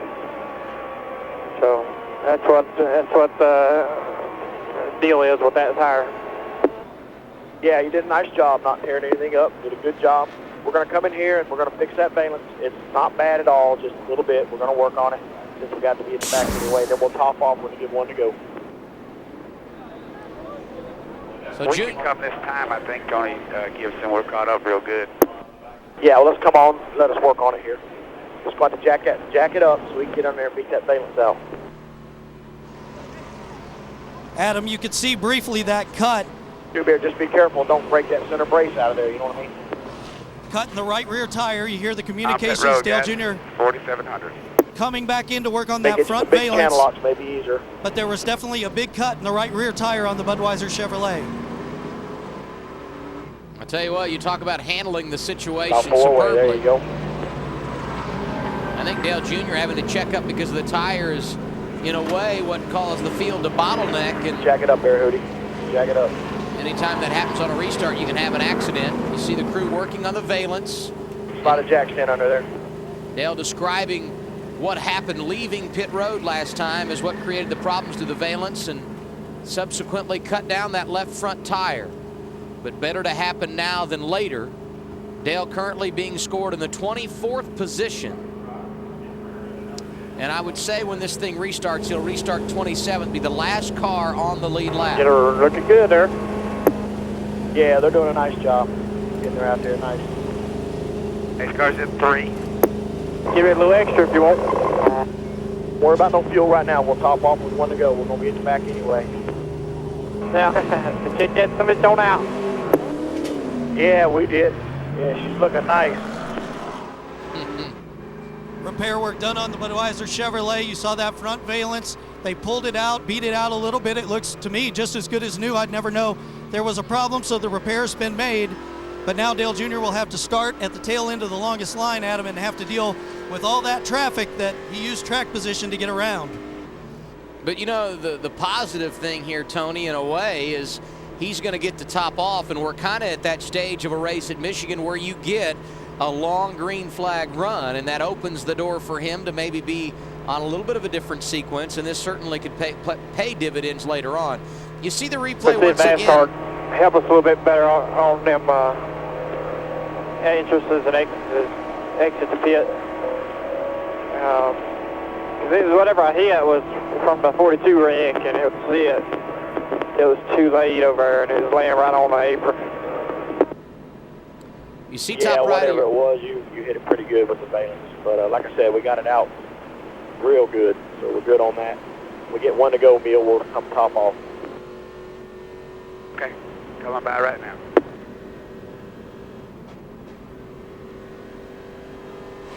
And Adam, watching that replay we just saw of Dale Earnhardt Jr.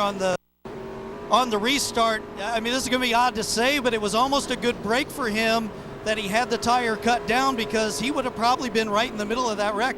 That happened with the cars just in front of him, so kind of a double break for Dale Jr. He got a chance to pit under caution and also avoided that wreck. And like you said, now is on a little bit different fuel schedule, and we heard Tony Gibson talk about how big a key fuel mileage is at a track like Michigan. I think somebody was looking over Dale Jr. on that one. That worked out perfect for the 8 car. 1 to go right here. Coming this time, right, Tony Gibson? Yes, sir. We'll come top off, and Two Bear's going to run around there and make sure everything's pulled out on the right good. Well, he started 23rd today and was in the top 10 in 35 laps. So starting 27th here with well over 100 laps to go, not going to be a big issue for him. Coming to pit road to top off fuel. They'll do that at lap 78.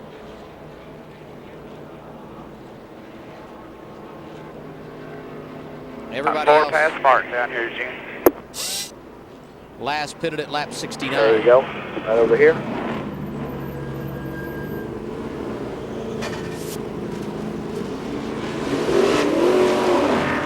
All right, let her eat, old man. Let her eat. 4,700, clear to the wall, starting at the tail end of the largest line. Pace car is just off 2, June. Some pretty good race cars back there with Dale. Kevin Harvick will start right around him. Martin Truex Jr. back there as well. He was right around the incident when it happened moments ago. We were actually probably lucky to have the flat, because we'd have probably been in the wreck or had some business up in the wreck there. Oh yeah, definitely. We'll get into that. Tony, you and Dale thinking alike today. Yeah, it's odd when a cut tire works in your advantage, but the way they were racing, he probably would have ended up in that thing. So yeah, we're in good shape. We're not even halfway yet. This helps us on our mileage. Dale Jr. and I thinking alike so far here this afternoon. I wonder what his sweat index is. I've just reached 7. Pace car's off. I'm not going to ask him next time we talk. Going back to the green, lap 79. Flag, green flag.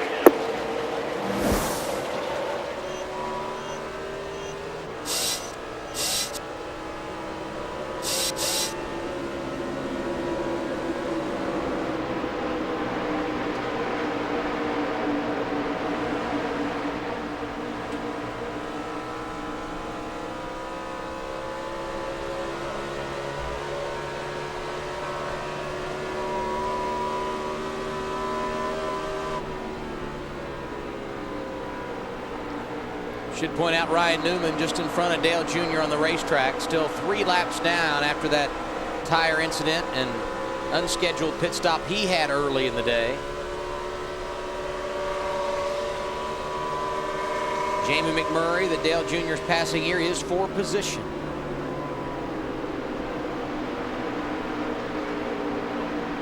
Clear, Jude, clear.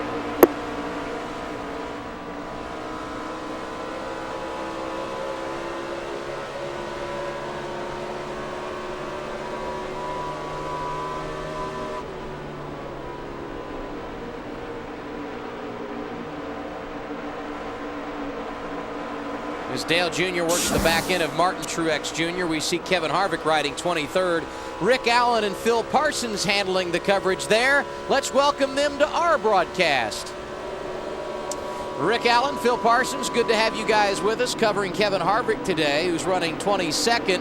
And he, like us, had to come to pit road just moments ago because he received some damage in the incident on the racetrack. Tell us what happened there for you guys, Rick. Well, obviously something took place with your car early on that restart, because we saw you guys fly back behind us, but then the problem was up in front of us when we saw the smoke and everything. We tried to lock him up, couldn't get it stopped quite in time, and had a little bit of damage on the front. But Phil, I don't think it was too dramatic of damage to the front of our car, was it?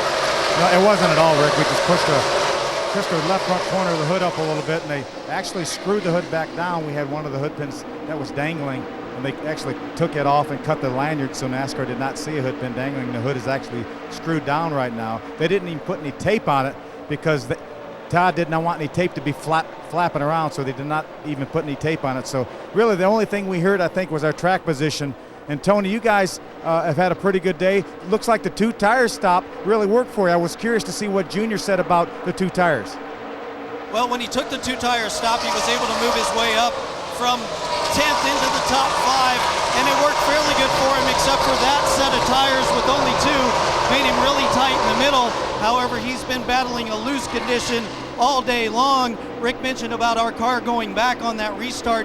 Junior cut a right rear tire, had to get out of the gas, was telling the crew to get the signboard ready when all heck broke loose in front of us. Dale Jr. just came across the radio a little bit ago at him and said it was a good thing we cut that tire down, or we probably would have been in that wreck as well.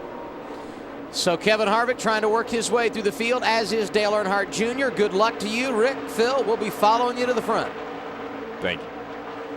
So Rick Allen, Phil Parsons joining us from Channel 796, covering Kevin Harvick today. Top right of your screen, the racing out in front of Dale Earnhardt Jr. has been amazing. Dale been a little bit more quiet back in the pack, picking his way through, restarting 27th. He's now cycled his way up to the 25th position. And I think this is a good stage to be a little bit patient, because the guys up front really starting to get physical a little bit, Tony. Yeah, absolutely, Adam, and it's a situation where it's pretty obvious to me that he's got a fast race car. We passed a ton of people at the very start of the run, starting to pass people as well, working the high side of the groove. So you see 3 wide racing right in front of him. Dale Jr. picking and choosing when he passes, being very patient, doesn't want to run into problems. He hasn't reported anything back, so obviously they got the valence fixed. So Dale Jr. running that middle to high groove and picking off cars. Definitely a fast Budweiser Chevrolet here this afternoon. Mark Martin behind him. He went around for 24th. That was for position. He's got Reed Sorensen and Bobby Labonte right in front of him. Both those cars a lap down, and getting around them would not gain him any ground on the racetrack. Meanwhile, Martin Truex Jr., who started right with Jr. on this restart, has made his way to 16th. That one car has been magnificent today.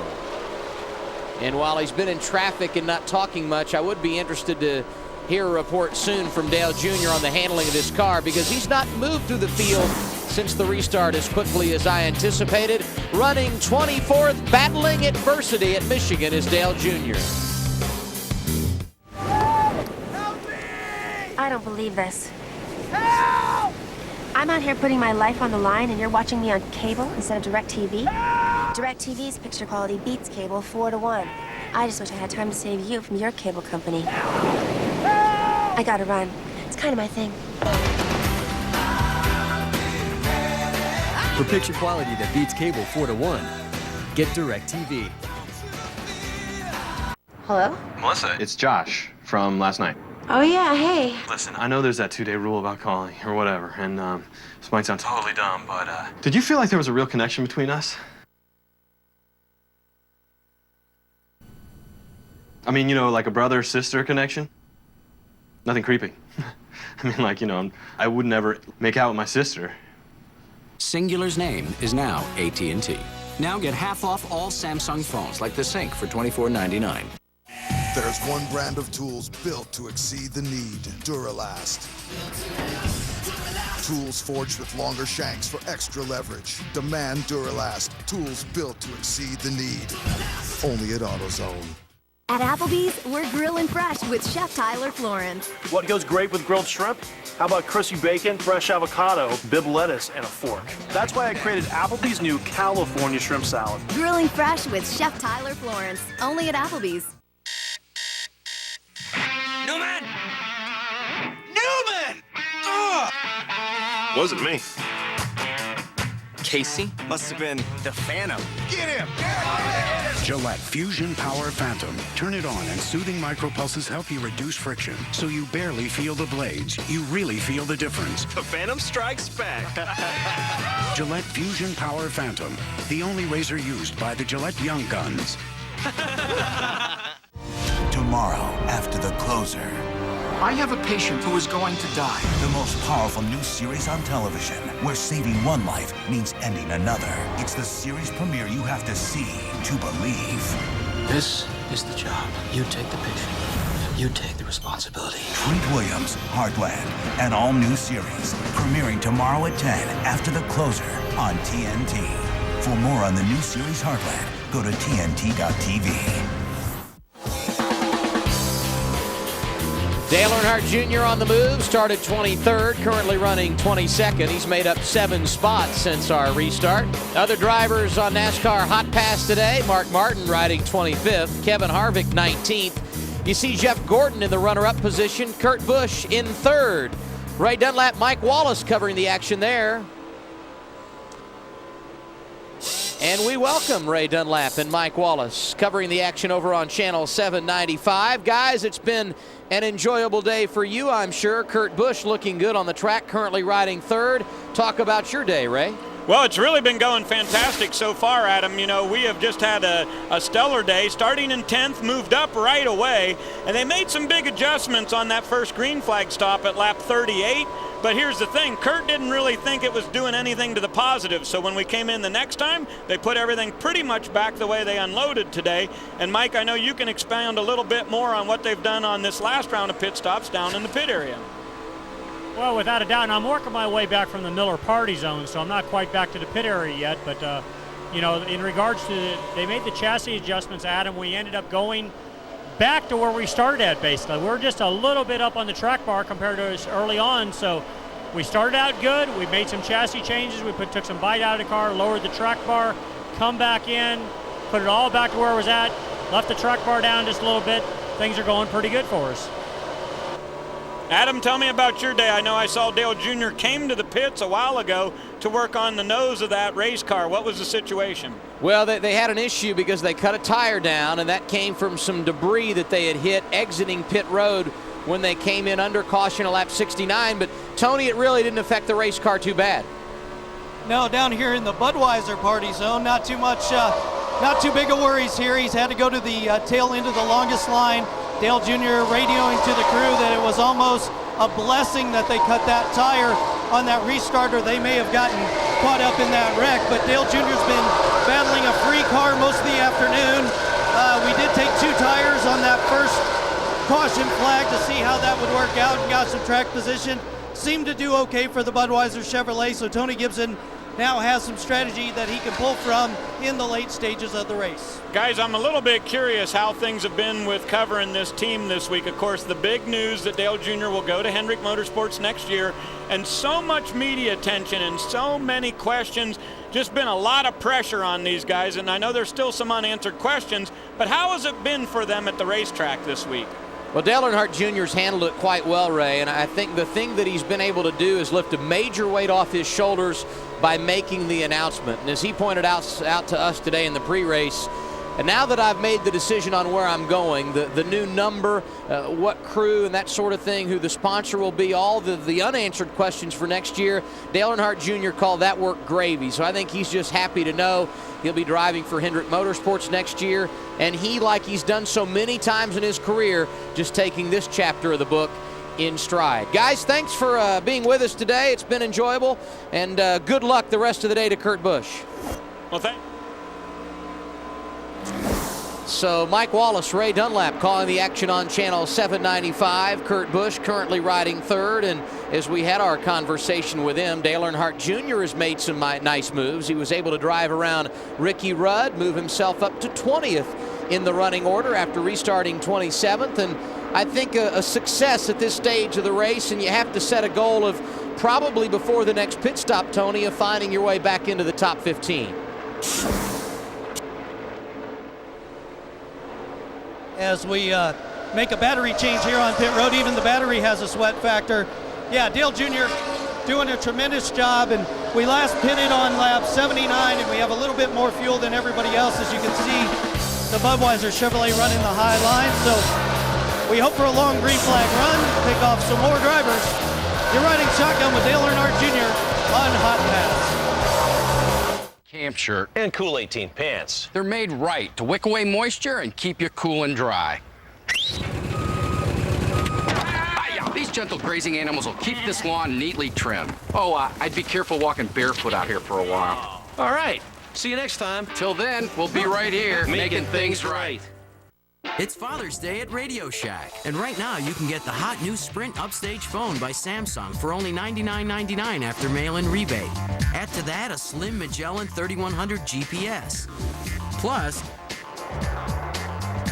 an iPod Nano, and a Samsung S630 digital camera with a free SanDisk memory card. And all of a sudden, your ordinary dad becomes the king of the neighborhood. Radio Shack. Don't just buy stuff, do stuff. Prepare for a NASCAR experience like never before. Every lap, every driver, all on your computer. Now you're in control. Who will you listen to? All clear. Nice job, buddy. Who will you follow? What view will you choose? The all-new Track Pass Race View. Available now only at the new NASCAR.com. Log on to subscribe. Track Pass Race View. Your driver, your view. This is for the kids, for the pets. It's for story time, for the great outdoors, and the chance of a lifetime. This is for all the little reasons that are bigger than NASCAR. It's why we created the NASCAR Foundation, and you can help support the causes that mean the most to all of us by becoming a friend of the foundation. Get involved. Show your compassion as part of the NASCAR family. Visit NASCAR.com to learn how. Become a friend of the foundation for all the right reasons. Moving day is here, the most dreaded of days. Packing, unpacking, your mind in a haze. DirecTV knows how stressful moving can be, so we make keeping your entertainment both easy and free. For uninterrupted service of the shows you like best, just leave the dish behind and we'll handle the rest. Simply dial 866 where you move on the phone. Let DirecTV turn your new house into a home. When I look in the mirror, he's right there in my eyes, staring back at me. And I realize the older I get, the more I can see how much he loved my mother and my brother and me. And he did the best that he could, and I only hope when I have my own family. Back on NASCAR Hotpass on DirecTV. You're watching the Dale Earnhardt Jr. channel, the Budweiser Chevrolet. And we just got an email question, one of our first international email questions from Canada, asking about the size of the tire. And here you can see one of the Goodyear Eagle tires off of Dale Earnhardt Jr.'s car. This is set 10, the right front, that'll go on the next pit stop for Dale Jr. This is a 15-inch wheel. It's not the 22s that Dale Jr. has on his Chevy Suburban, but a 15-inch wheel. And each one of these tires are handmade out of a mold by Goodyear. So each tire has a different firmness to it and has a different what they call spring rate. So each tire has specific numbers that are worked in here on the tire. This tire here, D4062, is the right side tire that we're running here at Michigan. We'll also run this tire at California and a lot of the bigger tracks. It's a little bit harder tire than what we would run on the road course next week in Sonoma, but a 15-inch wheel. And what the tire specialists do, they actually read a code on the sticker of the tire. If we could turn this tire, or actually let me have the cameraman pan over here. The stickers you hear about on the tires actually have all the codes that Goodyear has as to when the tire was manufactured, who manufactured it, and it's up to the tire specialist, Ray Ocean, on our team to gather that info and try to find tires that were made about the same time, same date, same mold by the same person. If you can get that, you'll have consistent tires. Sometimes you just can't do that. NASCAR distributes the tires from you. Sometimes you can trade with other teams to try to match up your tires, but basically you want to try to get ones out of the same mold that were made right about the same time. If not, you'll hear people say, I got an odd set of tires or a mismatched set of tires. That happens every week in NASCAR, and it's up to Ray Ocean to make sure they get them mismatched as carefully as possible. Hey, let's see your hands, Tony. You might have got them dirty there. No, but I am still sweating. And while we were talking about tires and we were away at break, Dale Earnhardt Jr.'s been a man on the move. We talked about getting into the top 15 before the next pit stop. He restarted 27th at lap 79. Dale Jr. here working the outside of Michael Waltrip for 14th position on the racetrack. The Bud Chevy, a rocket ship today.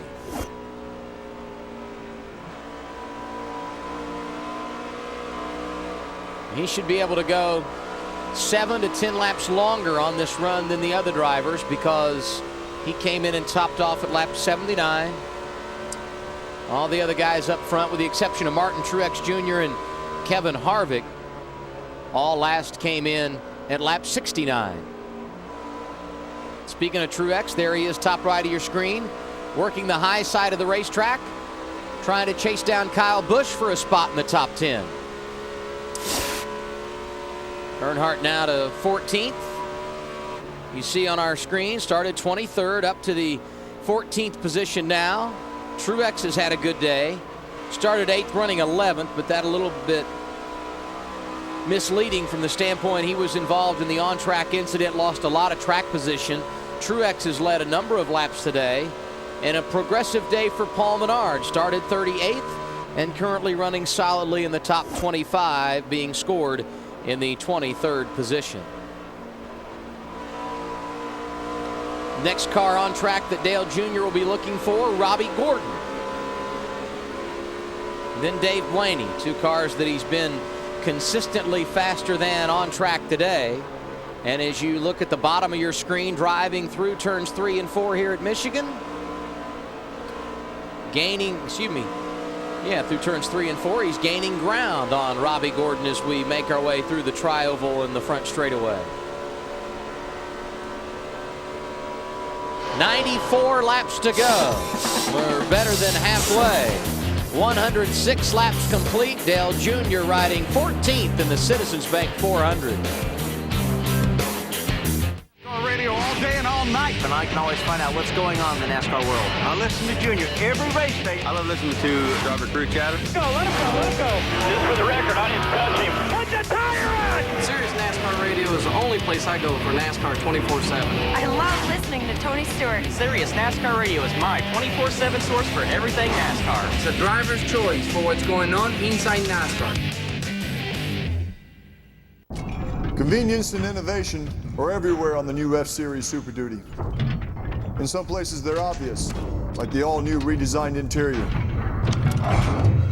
In other places, they're not so obvious, like this, tailgate step, only on the new Super Duty. Introducing the bold new F-Series Super Duty. It's built better to work harder for you. Now on 2-disc extended cut DVD. Fire up the action with never-before-seen footage and over 2 hours of blazing special features. Now on high-def Blu-ray and extended cut DVD.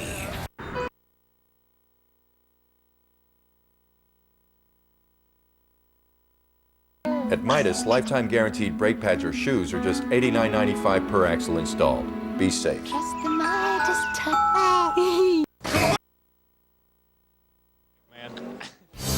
Back at Michigan, and you see top right of your screen, Jeff Gordon pitting, Jimmy Johnson on the pit lane. These would be scheduled stops for guys at lap 107 and 108 respectively. Why are they coming in? Well, because the last time they pitted was lap 69.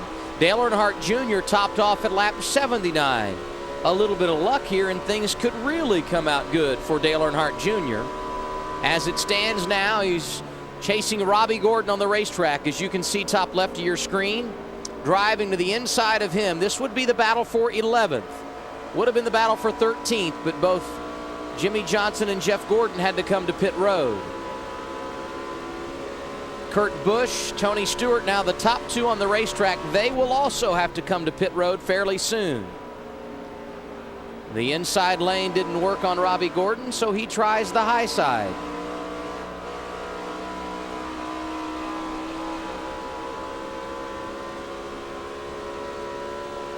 Here's Gordon passing, or rather Junior passing Gordon for position.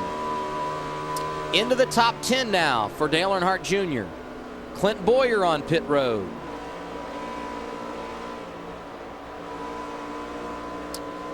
So restarting 27th at lap 79 and back into the top 10 as you see the replay of the pass top left of your screen at lap 110. That's pretty solid in 30 laps, Tony. Car up there's Dale Jr. They're clear all around. As we hear Steve Meal letting Dale Jr. know about Dave Blaney hitting pit road. Yeah, I think Dale Jr. was just being real conservative at the start of that last run, especially coming off a big crash that we had on the backstretch and knowing that he had cut down a tire and that they had worked on the front. But once he got settled in and the tire pressures came up, he's gone right to the front. Consistent all day long and very fast. Budweiser Chevrolet here this afternoon. Inside of probably 7 laps before Dale will have to come to pit road. So if a caution does not come out fairly soon, there will not be a lot gained here, and Dale will have to come down pit road. Tony Stewart being scored as the race leader. Carl Edwards. How far can we go off field, Tony Gibson? 40 laps? Yes, 10-4. And Adam, one of the things one on tires, one car length back, dude. Inside now. One thing to watch for now is to see if Dale Jr. can get 5 points for leading this race, which will come in handy in trying to make up the 100 points he was penalized from the infraction a few weeks ago. And he'll be one step closer because leader Tony Stewart is pulled off the banking and coming to pit road. You see that top right of your screen. Carl Edwards running second now will take the lead, and you look on your monitor. If you're going to be good at Michigan, you must be consistent. And look at these laps. 109 to 112, and the speed's virtually identical. That means Dale Jr. is settled into a line, and the race car very balanced. And I like your call, Tony, about staying on the racetrack and leading a lap. Dale being scored in third right now. Carl Edwards would be the next guy, the leader that will have to come to pit road, and both Truex and Jr. will come around the same time, but I think Dale could stay out just a bit longer. And Adam, how about a call out for one of your fellow television guys, Michael Waltrip, in only his third race this season in the Napa car. Dale Jr.'s old teammate hanging right there with us. Good run for Michael Waltrip here today at Michigan. Michael currently being scored in the 6th position. A spin on the racetrack, and we're going to get caution. How big is this? Tony Raines spins it out. Got one spinning on pit road. And our third caution flag of the day at a perfect time. Started out a little too loose, so right there, gets a little too tight at the end. All right, 10-4. We were going to do a little something with that left rear right there to try to tighten you up in and off without hurting the center.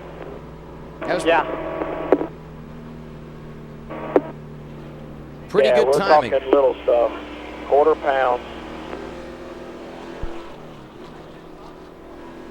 Like I say, you're catching Martin there pretty good, so you've got a good fast race car. You're P2 right now.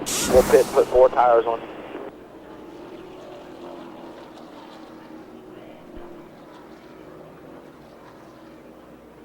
Top right of your screen, you see riding along with Jeff Gordon, and out his front windshield, the spinning Tony Raines down to the inside. Our third caution flag of the day. Only our second because of incident. We also had one for debris. Dale Jr. riding second. They will pit. We'll have it for you when we return. Some of these guys, I'm sure. Extended cut DVD. Who's counting on your brakes today? At Midas, lifetime guaranteed brake pads or shoes are just $89.95 per axle installed. Be safe.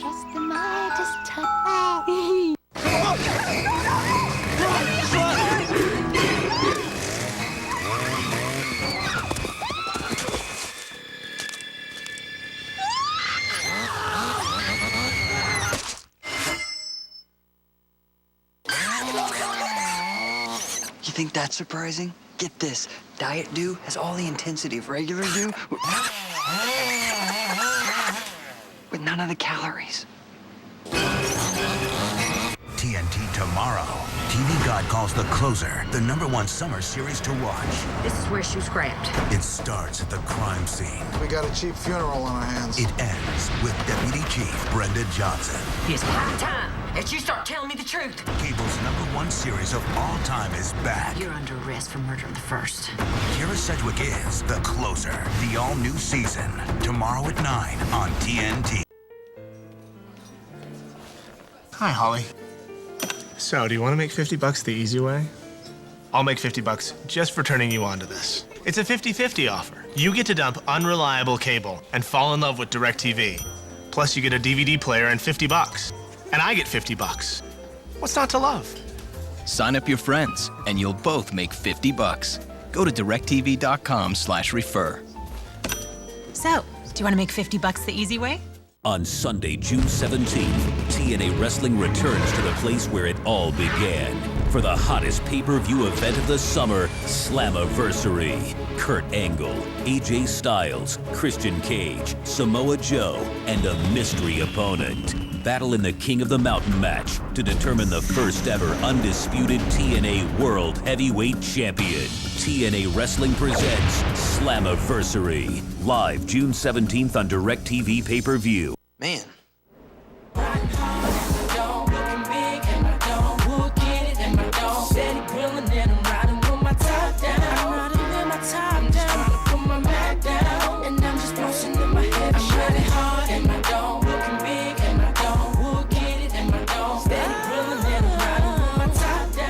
Entering today, Dale Earnhardt Jr. was 55 points out of the top 12 in the Nextel Cup point standings. He's not first right now because he pitted, even though our board and telemetry still indicating that, but he did get credited with leading a lap, and therefore he picks up 5 bonus points, and that can be huge. Now we look at a replay of the pit stop that took place while we were away. Tony? Yeah, just a slight air pressure adjustment on the Budweiser Chevrolet. Junior saying loose at the start of a run, tight at the end, very similar to the way it was back on lap 53 when we pitted. Ford tire stop, 13.74 seconds for the Bud crew. He came in second, and he will be scored in the 10th position. And the main reason they lost those spots is a number of guys in front of them elected to not pit or come in and take fuel only. I like this situation, Tony. You're on fresh tires, in the top 10, and in as good a position as anybody from a fuel mileage standpoint with 83 laps to go. Yeah, absolutely, Adam, and it's close to being just one more stop. If this thing were to go green the rest of the way for Dale Earnhardt Jr., obviously the longer we run under caution here will help him, and he's got probably 3 or 4 laps more fuel than some of the other teams, which is about 8 to 10 miles. So this race always comes down to even half a lap, making the difference between a win and finishing back in the pack. So I like our situation as well. And hey, Dale Jr.'s proved he's got a car fast enough to move up through traffic. We've done it twice already this afternoon, so I think we're in good shape. And when you analyze it from a point situation, the guys that were just in front of him in 12th and 13th, Mark Martin was 12th entering today. He's currently 33rd, scored 1 lap down. And Ryan Newman, who was 13th in the point standings, is in the 39th position, some 4 lap in arrears to the leader. So while there's still a long way to go, 83 laps at any racetrack in eternity, Dale Jr. set up to be exactly where he needs to be leaving here from a point standpoint if he can continue on this kind of ride. Absolutely, and he was able to get the 5 bonus points like you mentioned, and that's key because Martin Truex was actually getting ready to come to pit road when the yellow flag came out, so Truex was on pit road, and Dale Jr. was able to pass him while on the racetrack, so that got us the 5 points. Had that happened maybe 4 or 5 seconds earlier, it would have been Martin Truex keeping us from getting those 5 points, so that caution timed out perfectly for Dale Earnhardt Jr. So let's see if we can talk to the driver of the Bud Chevy before we go back to green here. Dale Jr., Adam Alexander with NASCAR Hot Pass. You got me? No, I hear you. I was just wanting to make sure I understood what was going on in case I heard them hell about 1 to go or something. It's all cool. Yeah, I think there's 19 cars on the lead lap. And we're 10th, right? Yeah. Messed up. Can't hear a word. Just a bunch of scratchy crap. We were going to try to talk to Dale Jr. there, but it sounds like he's having some problems hearing his radio. Steve Meal was giving him some information, and I believe it won't be long before we get the 1 to go signal, so perhaps we'll wait till a later Staying out, old man, staying out. To talk to Dale. I think you said staying out, so I'm staying out. Coming to 1 to go, Dale Jr., we're not pitting, we're staying out. So the call is for Dale Jr. to stay out here, and that in reference to the possibility of coming back down and topping off the fuel tank. Tony, they've got to feel good about where they are at this stage of the race. Well, let's ask Crew Chief Tony Gibson real quick as we get 1 to go. You got to feel good about your car. You'll be able to come from the back to the front. It looks like you got a hot rod today. Yeah, we got a good car. He's pretty comfortable. We're a little bit too loose at the start, but we're really, really fast on the long run. So we're going to be close on fuel mileage. If it goes the whole way, we'll be within a lap or 2. But I didn't want to give up the track position. I'm sure there'll be another caution. So, but we got a great car. You know, everybody at DEI has done a great job with the motors and the cars, and So, the guys on pit road have done an awesome job. So we'll see what we got. We got lucky on that flat tire and they had that wreck, or we'd have been in trouble. But I think we got a top 5 car. We just need to get up there, and hopefully mileage won't play into it. But if it does, maybe it'll be on our side. Well, we got a half a lap before we go green. We'll let Tony get back to work, but you can hear the confidence in Dale Earnhardt Jr.'s pit crew. Tony Gibson, the crew chief, very pleased with the car so far. And while you were visiting with Tony Gibson, Tony Rizzuti, Jeff Gordon came down the pit lane. He did top off with fuel. Right now there are 19 cars being scored on the lead lap.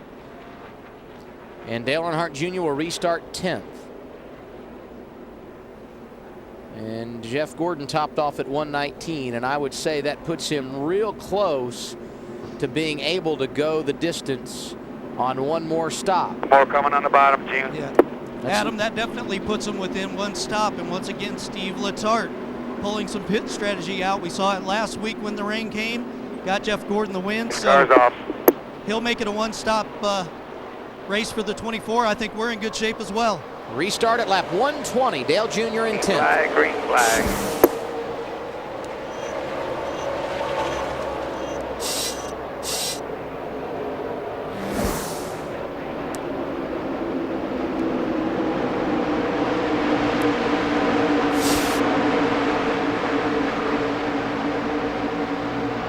Inside, Junior, inside.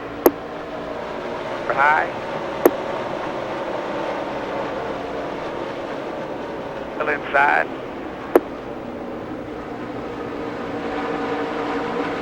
Still inside. 3 wide.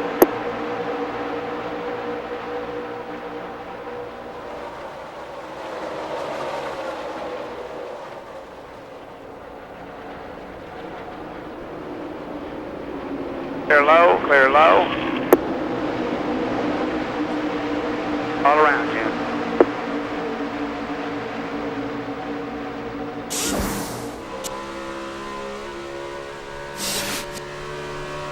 Heck of a restart today for Dale Earnhardt Jr. Able to pass a number of cars. Currently 8th. You see lap leaders today. Martin Truex Jr., the team car, tops in that particular category with 53 circuits out front. Jimmy Johnson, who leads now, 2nd. Jeff Gordon, Tony Stewart, Kurt Busch have all led laps today, and Dale Earnhardt Jr. led one lap on that last cycle of pit stops.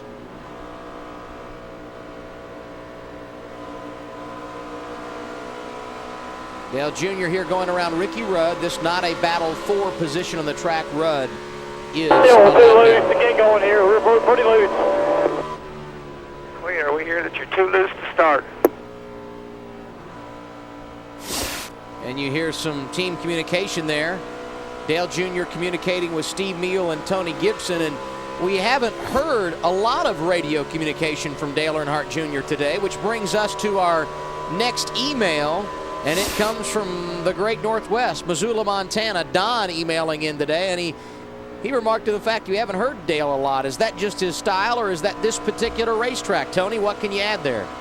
No, Adam, typically Dale Jr. is pretty vocal on the radio. He likes to joke around with the guys. Steve Meal likes to tell him what's going on. But Michigan, such a wide track, lots of places to run your car. You can run it down low. We've seen Junior running up high. So it's one of those tracks where really you hear Steve Meal right there letting him know about Casey Mears on the inside. It's one of those tracks where you let the crew know how the car is and it doesn't dramatically change. Yeah, we didn't really do anything. Good more. Here Dale Jr. saying it didn't really change the car much at all, but it's just one of those places where you click off laps, and when it's time to pit, you let the guys know what's wrong with the car. So Dale Jr. a little quiet today on the radio, and I think that's just part of this racetrack.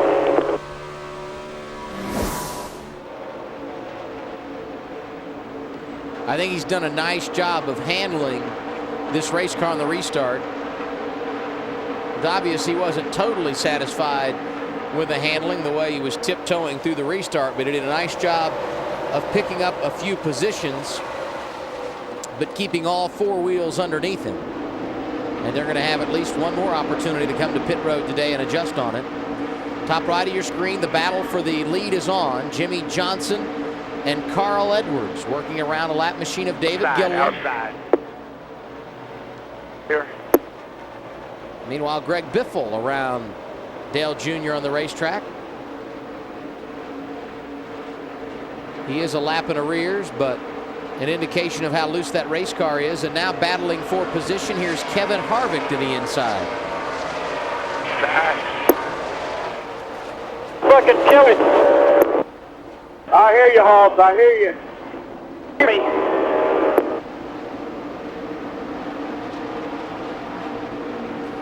Talk about a great balance of personalities. Dale Jr. obviously not satisfied with the race car right now. And Tony Gibson doing a great job of handling him on the radio as we look at the battle for fourth. Top right of your screen, Martin Truex Jr. racing Tony Stewart. Truex, who was back outside the top 25 just 35, 40 laps ago, is rallying back to the top. Kevin Harvick to the inside of Dale Jr. The last several weeks we've had to flop the tires midway through the race.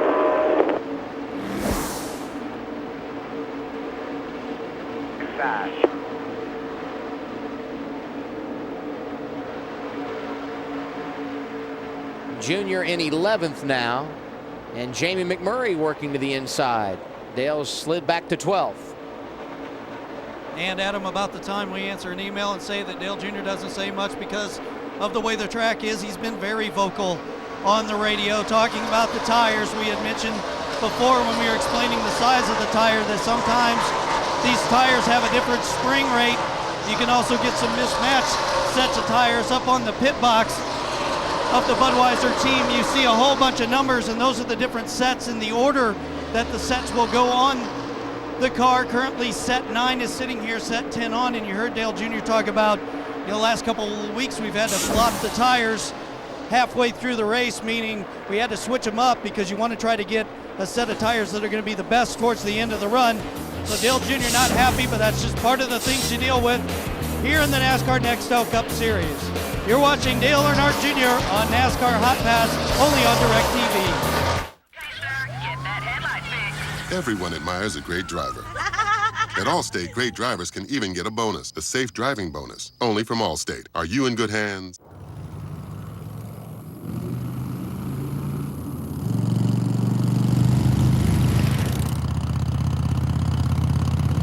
Original music and lyrics by William Harley, Arthur, Walter, and William Davidson. You can enjoy today's performance for less per month than you might think. Low monthly payments available through July 31st. Starting MSRP for 2007 models is $6,595. Introducing the Fram Sin-Wash Long Life Air Filter. With revolutionary Sin-Wash fiber technology, it filters 99% of harmful particles, washes clean in minutes, and performs like new even after the 20th wash. The Fram Sin-Wash Long Life Air Filter lasts so long, you'll probably have to replace a few other parts first. The new Fram Sin-Wash Long Life Air Filter. Quite possibly the last air filter you'll ever have to buy for your car. We know what men like. Mitchum Smart Solid. Powerful protection, unbeatable against white residue. Wow, let's see that again. For powerful all-day protection that doesn't come off on your shirt, be a smart Mitchum man. At Applebee's, we're grilling fresh with Chef Tyler Florence. What goes great with grilled shrimp? How about crispy bacon, fresh avocado, Bibb lettuce, and a fork? That's why I created Applebee's new California shrimp salad. Grilling fresh with Chef Tyler Florence, only at Applebee's. Yeah, that's right, people. I quit. It's the dawn of a new Chad. This box isn't big enough to hold Chad's potential. Get ready, people, because I'm a rocket to the top, and it's time to light that candle. Adios, amigos. Woo! That's not good. Need to keep your car moving? Go to NASCAR.com and click on the NASCAR Performance logo for car care know-how and a listing of NASCAR Performance Network shops near you. I'll walk.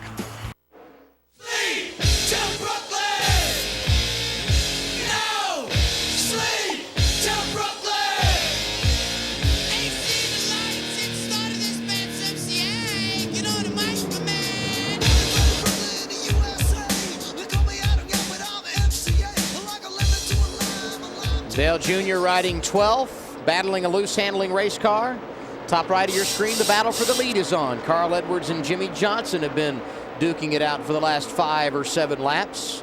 Battles all over the racetrack here at Michigan. 68 laps remaining in the Citizens Bank 400. You know, if you're tuning into NASCAR Hotpass, you can listen to Tony Rizzuti and I analyze what's happening on the racetrack. You also have the option to listen to driver audio without interruption. If you take your white remote, push the yellow button. Otherwise, use the alternate audio option on your box. A great way to listen to Tony Gibson, Steve Meal, the spotter, and Dale Earnhardt Jr. talk about the handling of his race car and the issues they will face as we close in on the latter stages of race 15 in the 2007 season. Well, of course, Dale Earnhardt Jr. made a name for himself driving a race car, a 2-time Busch Series champion and the most popular driver many times over in the NASCAR Nextel Cup Series. He has become a cultural icon. Public appearances, music videos, commercials, you see him everywhere, far beyond the racetrack. So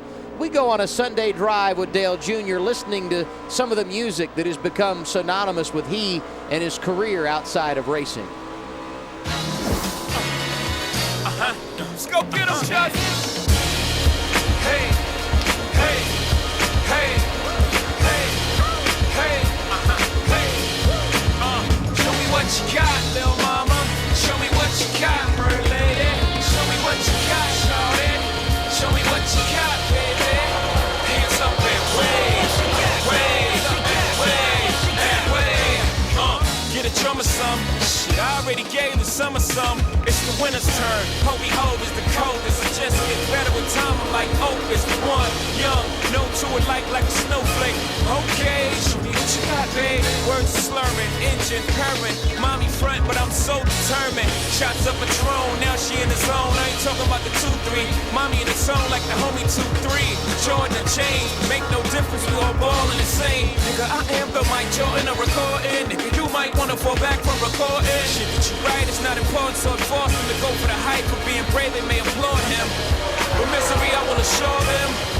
Oh, baby, just ignore them. Truth or dare, mommy, listen and learn. I gotta drop, I just took up the top. It's your turn. Hey, hey, hey, hey, hey, hey, hey. Show me what you got, little mama. Show me what you got.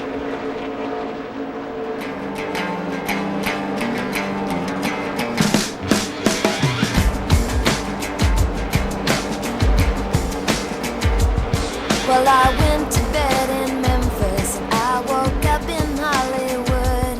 I got a quarter in my pocket and I'd call you if I could, but I don't know why. I gotta fly.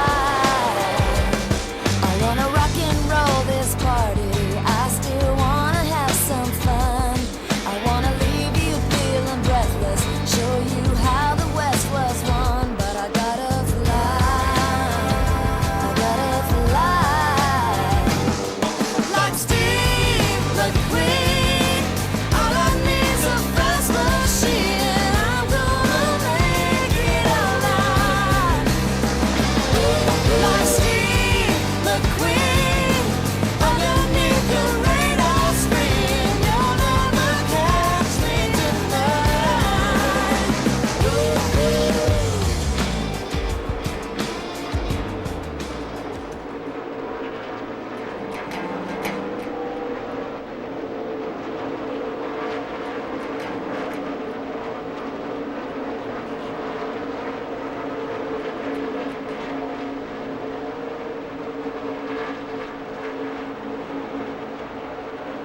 So Dale Earnhardt Jr. enjoying a Sunday drive.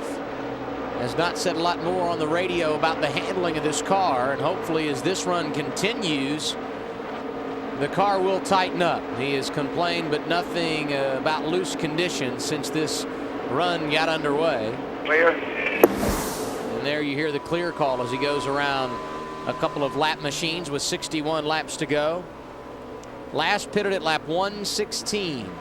That would put us at about 156 for the next pit stop, and that's about 17 laps from now. So between 15 and 20 laps away from the next pit stop. As you continue to watch the battle up front, top right of your screen, Carl Edwards leads Martin Truex Jr. to the inside of Jimmy Johnson. This is the battle for second. The team car having a great afternoon. Martin Truex Jr. in the runner-up spot with 60 laps to go. He has been outstanding, Tony. Yeah, Martin Truex Jr. has definitely been the class of the field. He obviously had to move to the back of the field like Dale Jr. did after that accident we had when Jr. cut down the tire and the team had to go by them. That forced Martin Truex to the back as he had to check up for that and caught a piece of that with his front valence as well. So he's having a good run. Obviously for Dale Earnhardt Jr., if it goes green the rest of the way, we'll have one more stop, but they're going to have to figure out something different to try to tighten him up for the beginning of a run. You know, the one thing that's been interesting today is they've not made a major adjustment on that race car all day. And I wonder how much of a guessing game this next adjustment will be. Lap times are good. Here, Tony Gibson radioing into Dale Jr., letting him know his lap times are good. I think it will be an interesting decision because they've done all of their adjustments pretty much with air pressure, and it was something that Tony Gibson... now starting to get neutral. Dale Jr. saying now it's starting to get neutral. We've seen this all day. Loose at the beginning, neutral in the middle, then tight at the end. But what Tony Gibson said, this is a product of the coil binding setups that these guys run, in which they get the car down on the coils to where they don't release, and then handle the rest of the bumps with the shock absorbers. You're doing fine with it. Sorry about that. We got the race slump on the right side for you. Anytime you run the coil bind setup, to go to that track bar or wedge bolt just really affects the car, usually in not a positive way. So air pressure adjustments have been what Tony Gibson thought would be what they could do all day long. Dale Jr. currently running 12th here at Michigan. You're watching NASCAR Hot Pass. Back right after this. I'm hurt and can't work. I need help to pay my rent, car payment, and electric bill. You! Do something!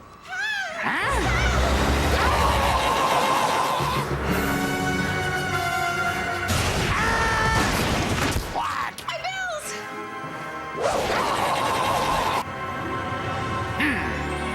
My hero. Aflac. Ask about it at work.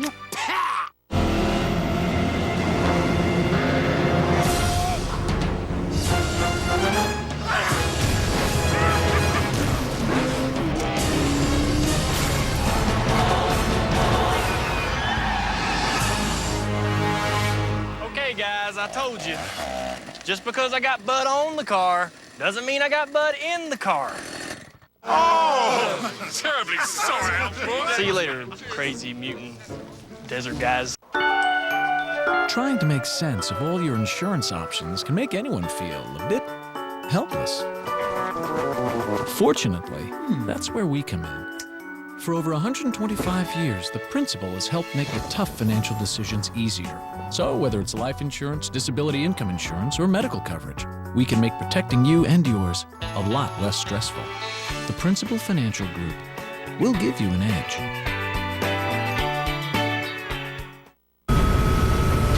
$10, $20, $30, $45.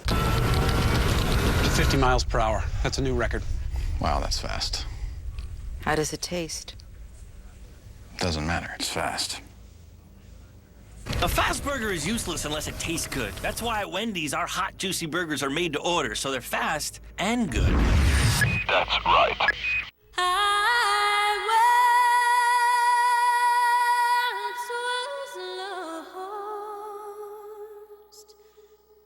But now I'm found. Was blind, but now I see. Dear God, please help me. The Nextel Cup Series rolls on from Michigan International Speedway. More than 130,000 have poured in here today. And they'll flock to the wine country next weekend, Sonoma, California, Infineon Raceway. It's the Dodge St. Martin 300. NASCAR Hot Pass will be there, an amazing lineup of drivers. Kurt Busch will be on. Boris Said, the road racing specialist on Channel 796. Denny Hamlin, a solid young road racer. Robbie Gordon. And what about Juan Pablo Montoya? He ran on the road course in Mexico in a Busch car earlier this year. Could he get his first career Nextel Cup win next weekend? Find out and ride shotgun on Channel 799. It's next weekend. NASCAR Hot Pass live from Sonoma. And if you would like to be a part of NASCAR Hot Pass, tell your friends. It's outstanding, and you can enjoy all the action. 5 channels each and every week. You know, if you walk by the concession stand here at the racetrack, you're paying like $4 for a drink, a hamburger, so on and so forth. $3.95 per race, or just $79, get you the rest of the season of NASCAR Hot Pass.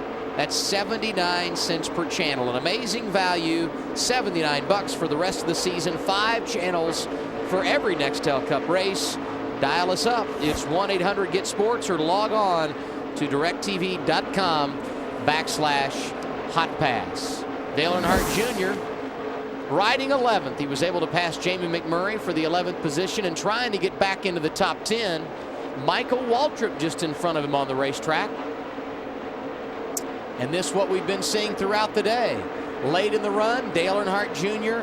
really starting to get with it. Top right of your screen, Jimmy Johnson coming to pit road. This would be early, I believe.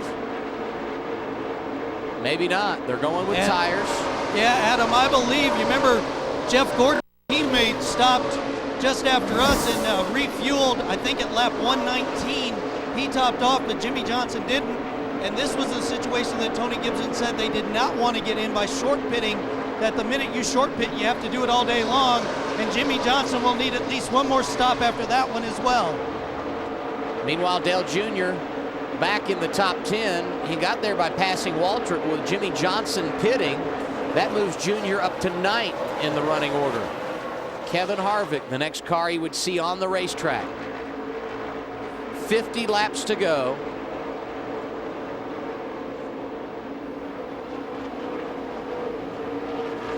And I would say in the next 10 to 12 laps is when you would next see Junior on pit road. Maybe more like 15 laps is when we would see him next time.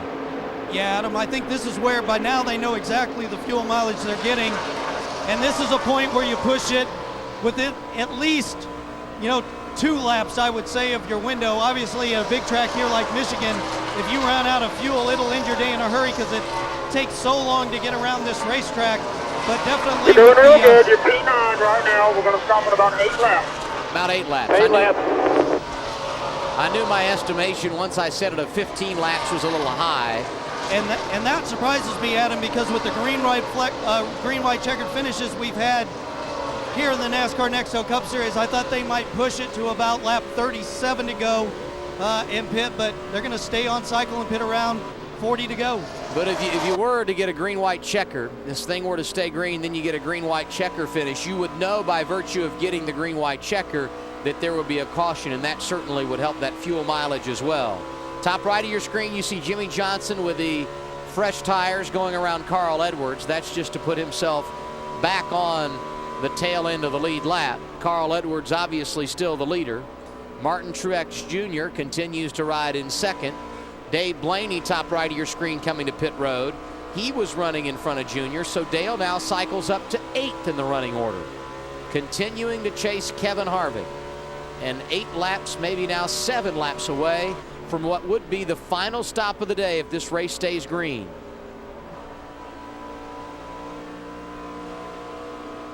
Harvick right in front of Junior. A matter of time before he can make the pass for position. Kurt Busch coming to pit road. You see that top right of your screen? Junior will go to 7th in the running order, and not too long after that, 6th, as he will have an opportunity to pass Kevin Harvick. David Reagan in the 6th car, not on the lead lap. This not a battle for position. In fact, if anything, Reagan got in the way a bit of Junior and maybe impeded his progress on the racetrack of trying to go around Kevin Harvick. Top left of your screen, you see the distance between Junior and leader Carl Edwards. Kurt Busch pulls away on the pit lane. Junior up to 7th and working the inside of Kevin Harvick for 6th. Can't make it stick here. That ain't happening. He tried to give me the bottom. Yeah, I saw that. That's cool. Kyle Busch running in the top 10 gives up his position. He comes to pit road. Dale Jr. now 6th and working Kevin Harvick for 5th to the high side. This time the pass gonna work. Clear. So Junior back into the top 5 with 45 laps to go, but obviously he still needs to come to pit road. Most of these guys coming down pit lane have been going with 4 tire stops, and it doesn't make a lot of sense to do anything but, because to get the car full of fuel, it takes that much time to put on 4 tires anyway, so you don't gain much by doing only a 2-tire stop in this situation.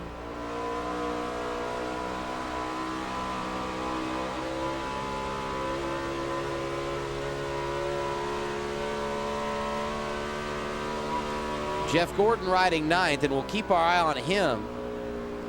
He topped off at lap 119, and he should be able to go longer than any of these guys in the top 10.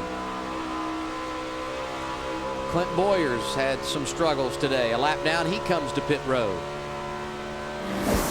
3 laps, Dale Jr., 3 laps. 3 laps. You hear the call on 3 laps until coming to pit road, and Dale Jr. replies to confirm that he heard we are 3 laps away from pitting. You know, Adam, when I walked through the garage area this morning and talked to a lot of the crew chiefs, that 07 DirecTV Chevrolet of Clint Boyer was one of the cars that everybody thought might be a factor here today. A disappointing day for Richard Childress' 3rd car in Clint Boyer. Of course, Boyer battled for the Drivers' Championship in the NASCAR Busch Series for a number of years with the guy you see top right of your screen, Martin Truex Jr., who's battling for the lead with Carl Edwards. Carl signaling, I believe, that he's coming to pit road here. Saw the hand out the window, and indeed that will be the case. Truex will take over the lead again. He's been there quite a bit today, but I really thought Boyer would have an opportunity to get a win before now in the Nextel Cup Series. Has not worked out for him, and Truex, of course, went to victory lane a couple of weeks ago at Dover for the first time in his Cup career. Dale Jr. going to go up to 4th in the running order. Martin Truex Jr. has taken over the lead.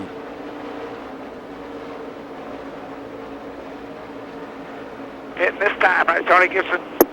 Yep, hit this time, 4 tires. 10-4. Carl Edwards getting 4 tires, the same for Denny Hamlin. You heard the call to Dale Jr. It will be a 4-tire stop for the Bud Chevy. He's now running 3rd. That because Tony Stewart's on pit road, top right of your screen. Harvick in as well.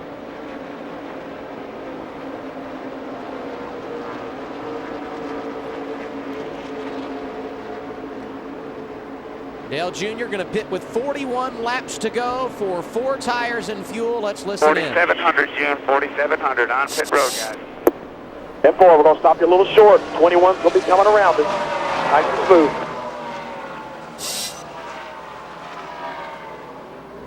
Three in front of Martin right there. Get a pull, Clark. Inside there, inside. Hey.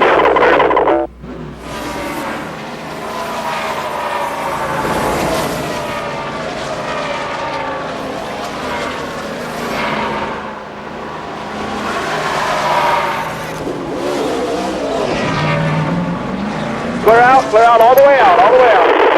4,700.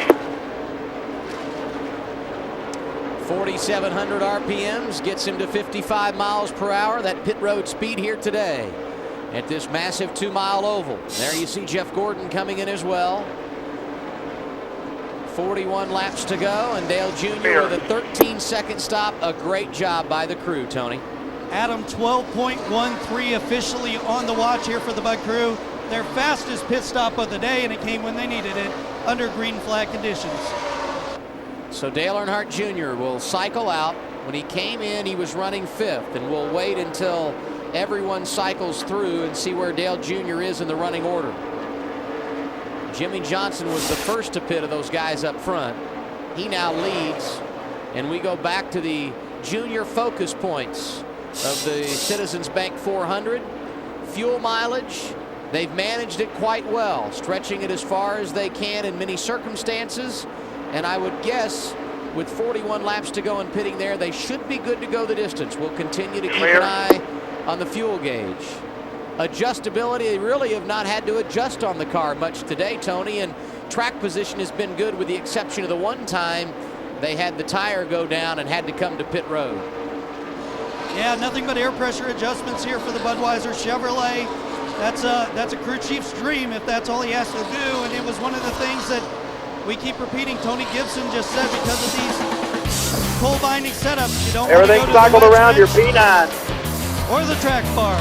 Back with more Dale Jr. and the run to the checkered flag right after this on NASCAR Hot Pass. The year, Danny Hamlin. Dorsey Rogers from Nashville, Tennessee writes, "Hey FedEx, does Danny have any unusual methods of honing his skills?" Well, okay, you want to play it like that? Who is this guy?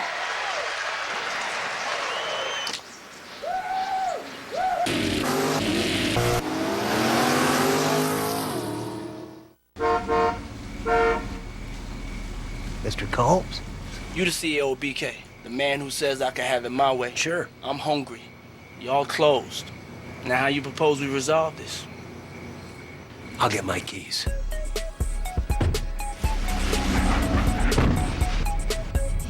I don't like to eat alone. Now that's what's up. This is for the kids, for the pets. It's for story time, for the great outdoors, and the chance of a lifetime. This is for all the little reasons that are bigger than NASCAR. It's why we created the NASCAR Foundation, and you can help support the causes that mean the most to all of us by becoming a friend of the foundation. Get involved. Show your compassion as part of the NASCAR family. Visit NASCAR.com to learn how. Become a friend of the foundation for all the right reasons. Bring your baseball team home all season long with MLB Extra Innings on DirecTV. Whether you're a Chicago fan living in the East or a New York fan living out West, catch your favorite team no matter where you live with up to 60 out-of-market games a week. Non-stop baseball action you don't want to miss. And new on-screen scores and stats make every game a home game with MLB Extra Innings on DirecTV. 4 payments of $49.99. Of the company, go to TNT.tv. Next week, NASCAR Hot Pass heads to wine country as the Nextel Cup takes to the road at Sears Point for the Toyota Save Mart 350. Let's go road racing today, boys! A road track known for its challenging twists and turns. Braking, shifting, and working the gas will have drivers as focused as ever. Right along with Denny Hamlin, Kurt Busch, Juan Pablo Montoya, Robbie Gordon, and Boris Said to see who will be crowned King of the Road. Don't miss out next week on NASCAR Hot Pass. Oh, get in the road. Come on now. In the middle of the road, yeah.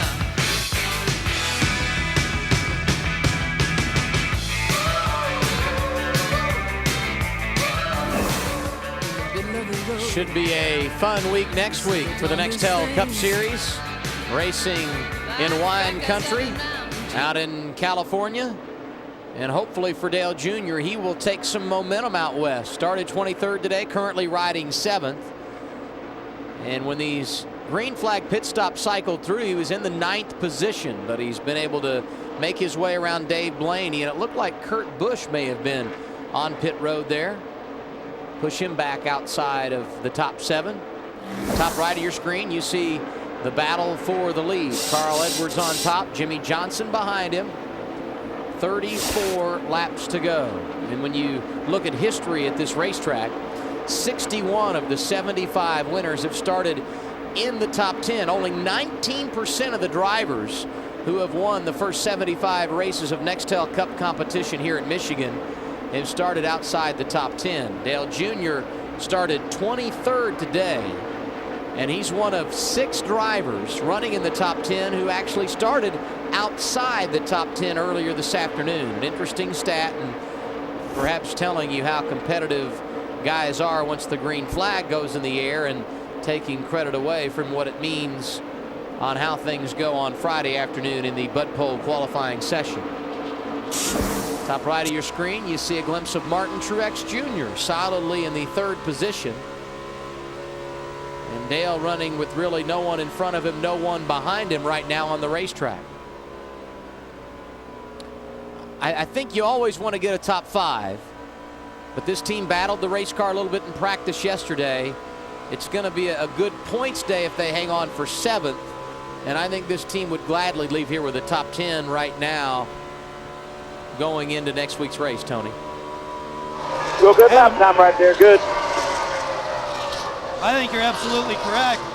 Remember, Dale Jr. didn't have a top 10 at this racetrack until last year. He finished 3rd in this event, followed it up with a 6th place finish later in the August race, but they take a top 10 right now. It'd be a great points day.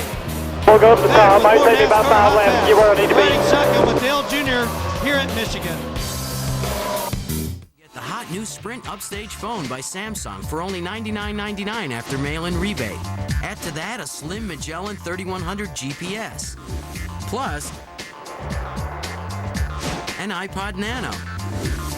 And a Samsung S630 digital camera with a free SanDisk memory card. And all of a sudden, your ordinary dad becomes the king of the neighborhood. Radio Shack. Don't just buy stuff, do stuff. And we're back to the action here in Indianapolis. Another strike by Gilbert. Brian Latt needs to be perfect here. Seems to be a slight delay. Oh, my!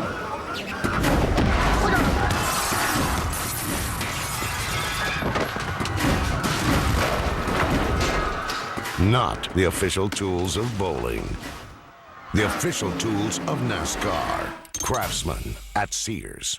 Today we're talking bolts with Ford's resident expert, Paul. He knows everything. Tensile strength, root diameter, proof load, kilonewtons. You might say he's nuts about bolts. Paul, these mounting bolts hold the leaf springs in place. Technically, what's the difference? The Ford bolt's bigger and stronger, Mike.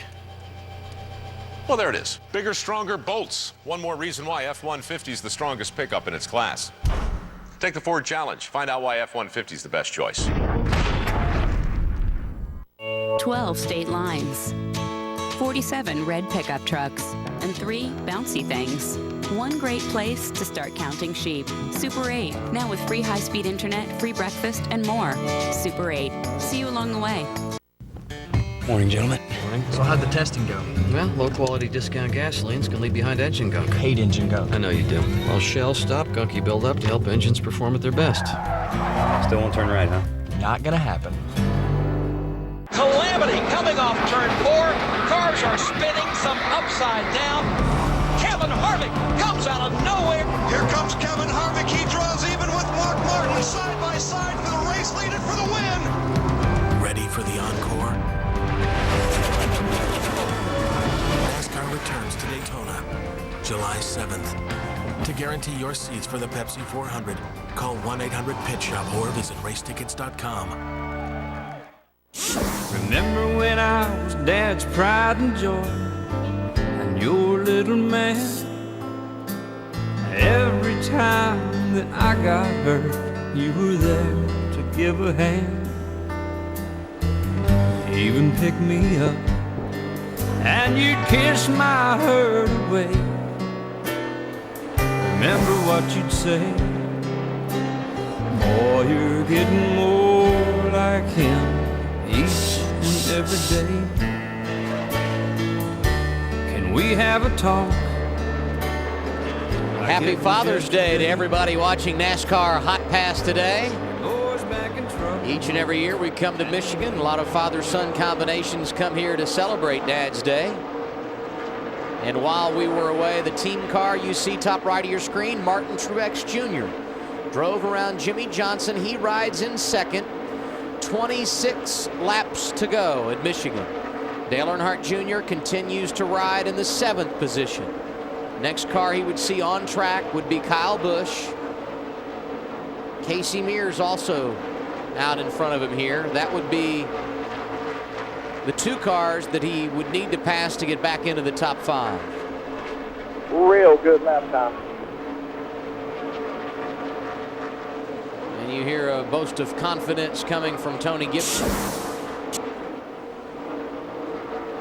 If Dale were going to be a threat for the victory today, they'd need a caution flag in the last 25 laps, because he's some 21 seconds behind the race leader Carl Edwards.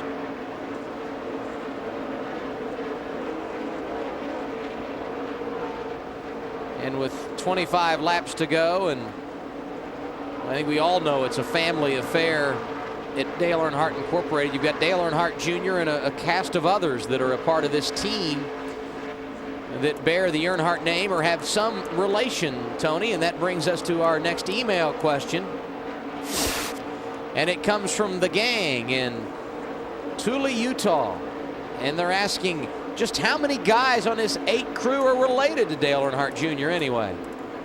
Well, that's a great question, gang, and I'm glad you tried to pronounce the city name. There's actually 6, including Dale Earnhardt Jr., that work at DEI. On this team alone, Danny Earnhardt, he's one of the pit support guys. He actually runs the tires. He just took the tires that came off from the last stop and ran those back to Goodyear. Remember, we now lease the tires 83 or 84 from Goodyear, so Danny took those back, but there's a total of 6, including Dale Earnhardt Jr., that work at DEI. You got Danny Sr. that Tony talked about, his son Danny Jr., pit support on the 8 car. Tony Uri Jr., Dale's cousin. The whole Earnhardt family getting involved. Dale Jr. runs 7th. 23 laps to go at Michigan. Miller Lite, good call. Tony Stewart here with my buddy Jared. Subway restaurants are known for tasty, low-fat subs. Like this 6-inch sweet onion chicken teriyaki. At 5 grams of fat, it's a third the fat of a McDonald's snack wrap. And look at it. It's a lot more food. Fills me up without slowing me down. So Tony, would you say that makes Subway restaurants your favorite pit stop?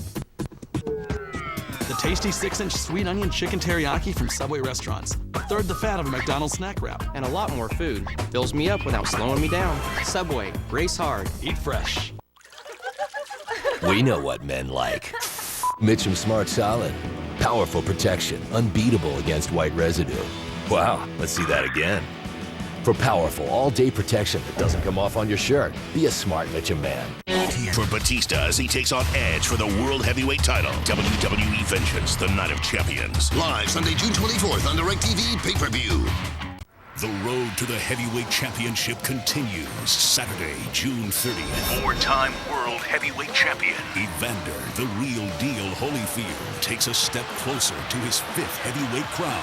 But first, he'll need to get by Lou Savarese. 46-6, 38 knockouts. Savarese makes Holyfield's road just that much harder. Holyfield versus Savarese. The road to the heavyweight championship. Saturday, June 30th. You're watching NASCAR Hot Pass, exclusively on DirecTV, and brought to you by Shell, made to move. Leader about Martin. Closing in on the latter stages of today's Citizens Bank 400 at Michigan International Speedway, and you see Dale Jr. now up to 6th in the running order after starting 23rd. And the reason he's running 6th and not 7th, where he was when we went to break, is because he was able to drive around Kyle Busch on the racetrack. 20 laps Top to left go, of your June screen. 20. And Brian Vickers, a lap down car. Dale Jr. says, thank you very much. Splits the middle, and up to 6th he goes. And still plenty of time to run down Casey Mears, and an opportunity for a top 5 finish for Dale Jr. here today. It would be his 2nd top 5 of the year. So Dale Jr. with 20 laps to go, riding in the 6th position and looking for a spot in the top 5. Meanwhile, his teammate Martin Truex Jr. looking for his 2nd win in 3 weeks. He won at Dover a few weeks ago, and Truex Jr. gaining ground on Carl Edwards. Less than a 2nd behind, and he's picked up nearly a 2nd in the last 10 laps. Jimmy Johnson continues in 3rd. Tony Stewart and Casey Mears complete the top 5. Here's Junior to the inside of Elliott Sadler. That's not for position. Sadler a lap down to the field.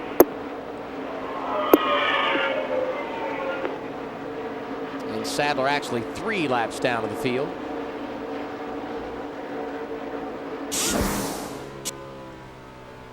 Top right of your screen, you see Jimmy Johnson trying to get around the lap machine of Greg Biffle.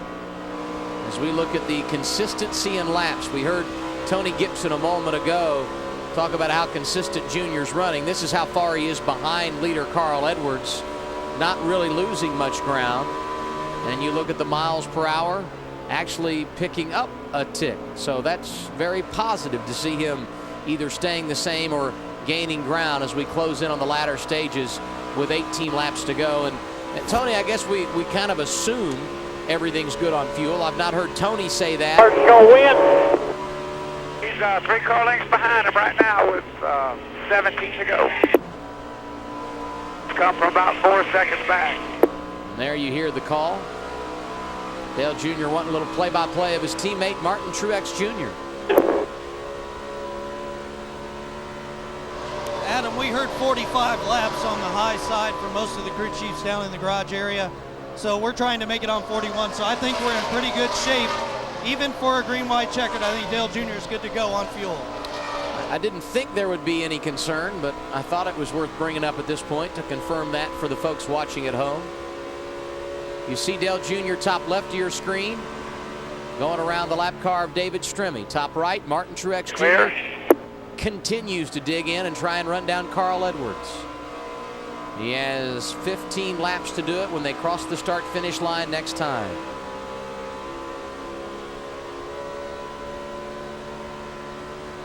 Junior, meanwhile, just under 3 seconds.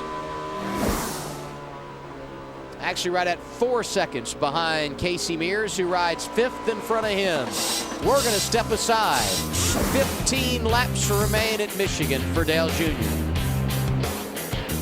Like the others, so I quit trying. I'd pretend to read a document or fake an email response. Stop suffering from connectile dysfunction. You're not the first guy it's happened to. Sprint Mobile Broadband covers twice the cities of AT&T's Broadband Connect. Now my connections are better than ever.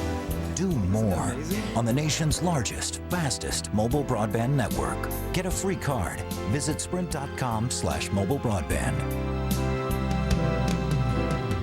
Tibet, land of 1,000 mysteries. Make that 1,001. Race car driver Casey Kane.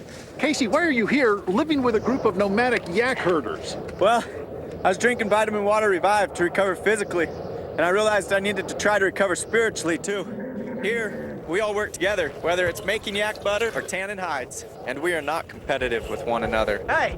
Kram, Johnson tanki inam, kiki jopomendu yak. Vitamin water, try it. Having a half-ton with the most legroom and a fancy rear seat is great, but truckers want to know if it's still got some truck left in it.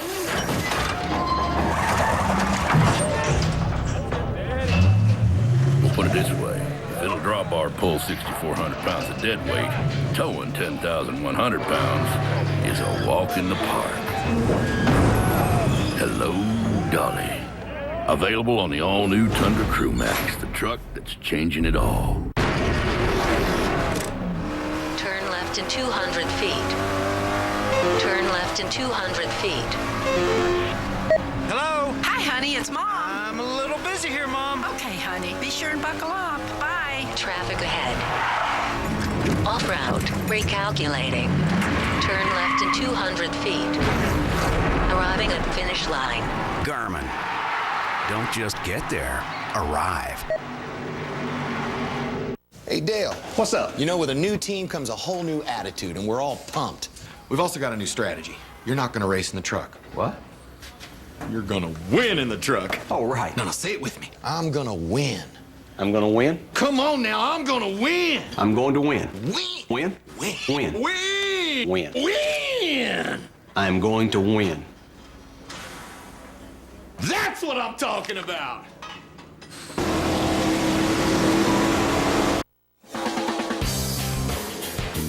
Dale Jr. from 23rd to 6th. It's been a solid day for him despite some adversities throughout the afternoon.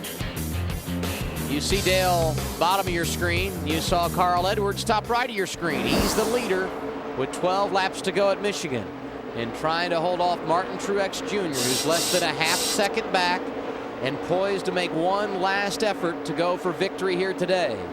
It would be the second of his career, and it would come only 2 weeks after he got career victory #1 at Dover 2 weeks ago. 10 laps to go next time by as they make their way down the back straightaway. And Martin Truex Jr. actually lost ground that last lap. He's now 0.8 of a second behind the leader. And Jr. not making up much headway on Casey Mears for 5th at this stage.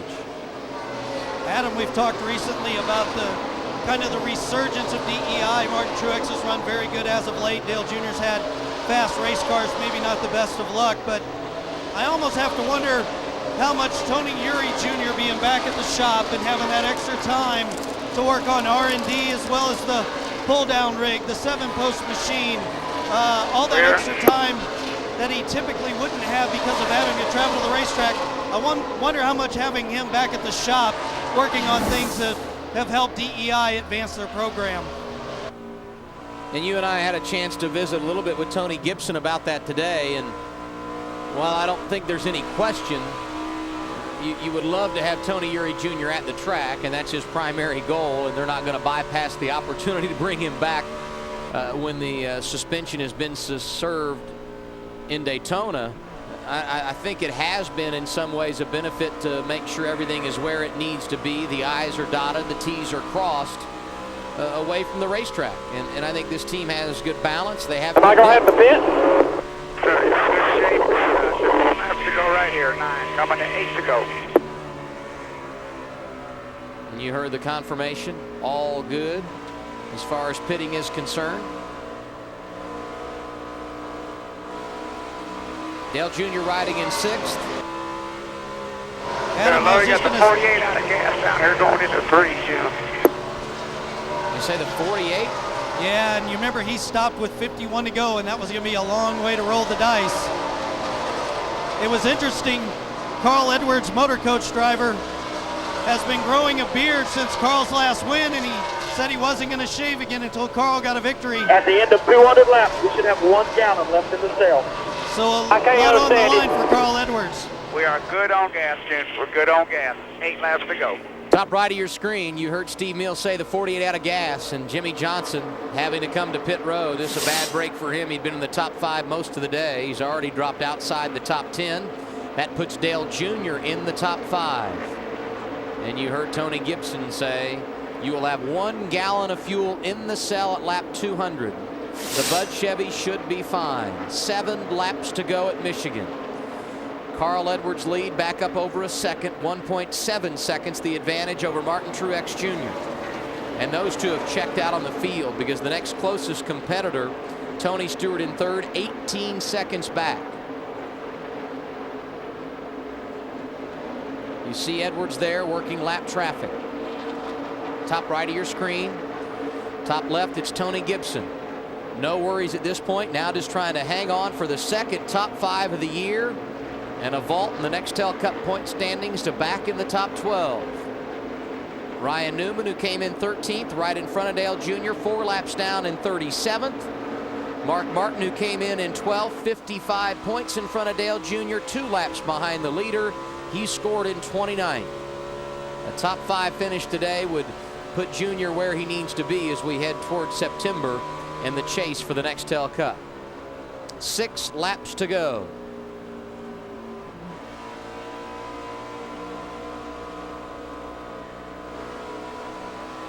Carl Edwards alongside Jimmy Johnson. He had to pit. He lost a lap. 2 laps down is where they score Jimmy Johnson at this stage of the race. Wow, and tough break for that 48 car. Looked like they were poised to make another championship run. Then 2 weeks in a row, bad luck for Jimmy Johnson. For Jeff Gordon, he's riding 10th. I don't think they've had a great car all day long. 5 laps to go, June 5. Looks like he will salvage a top 10 finish. Steve Meal tailing Dale Jr., 5 laps to go.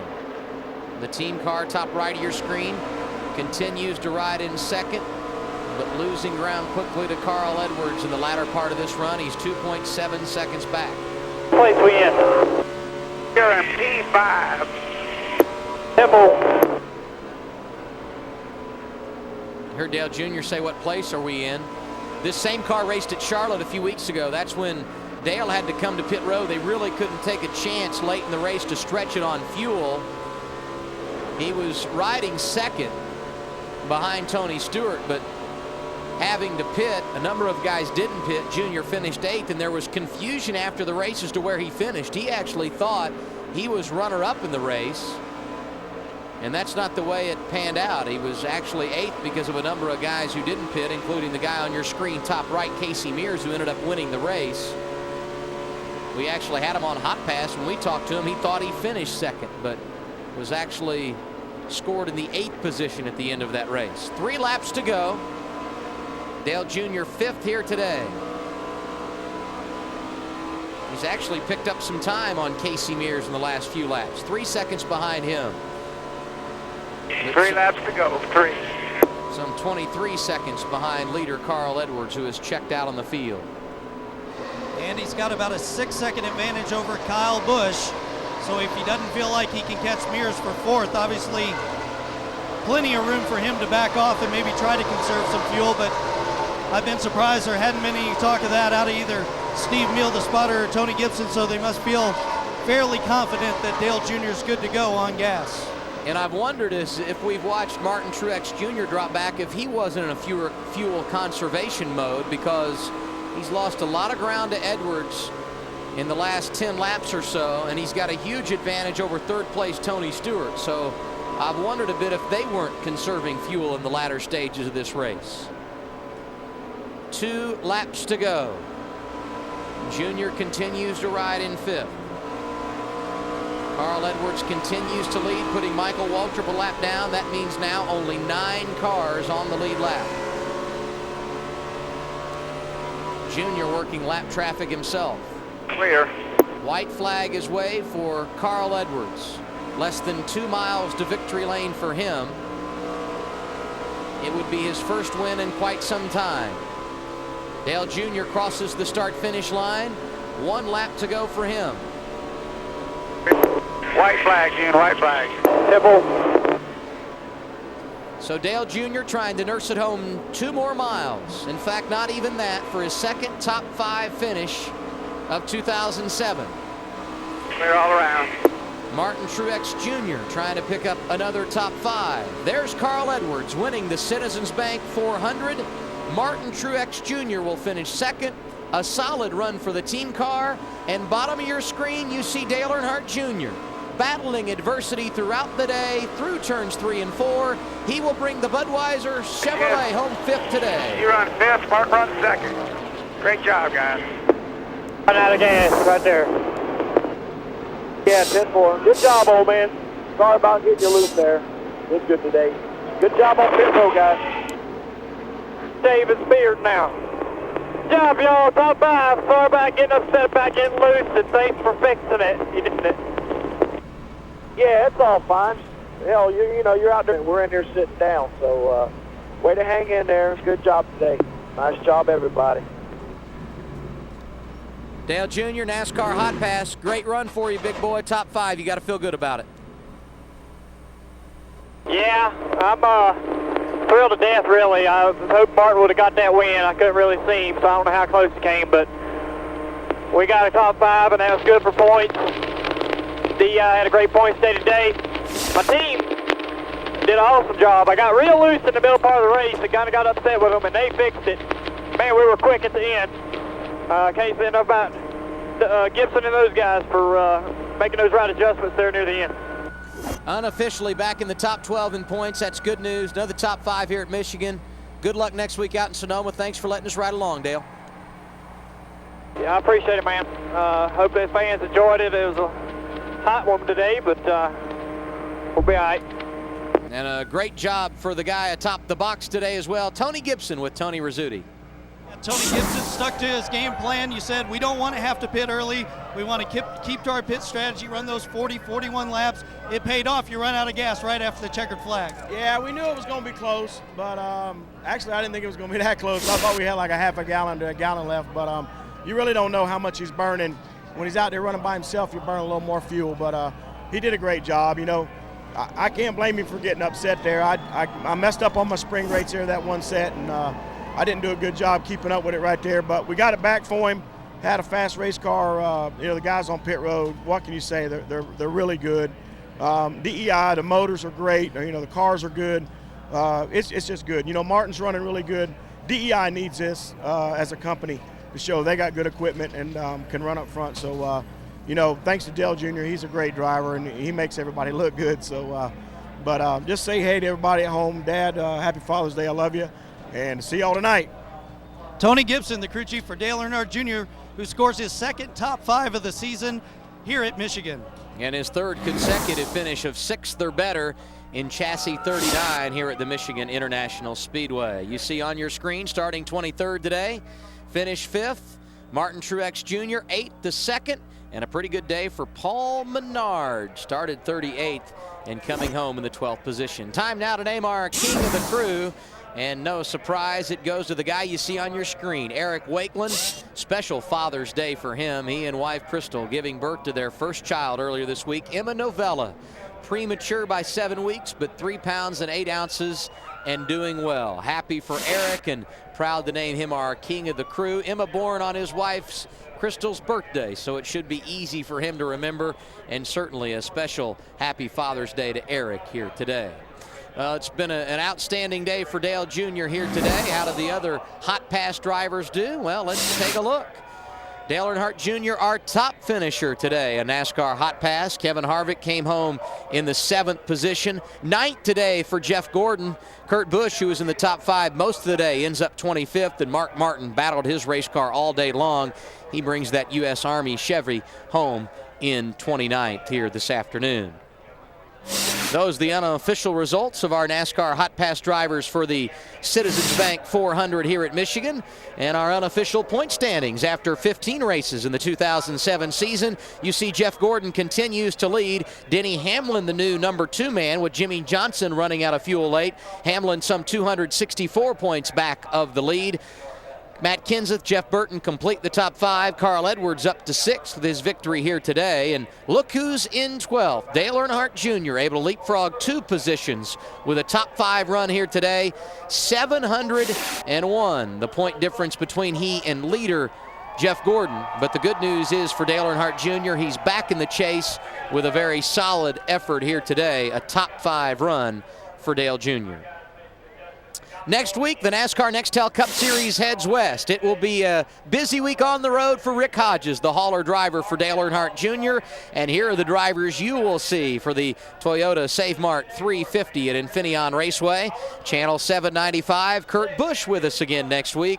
Boris Said, who runs a limited schedule in the Nextel Cup Series, a road racing specialist, will be on Channel 796. Denny Hamlin, who's up to number 2 in the point standings, will ride next week on Channel 797. Robbie Gordon, always good on the road courses, on Channel 798. And what about Juan Pablo Montoya back on NASCAR Hotpass?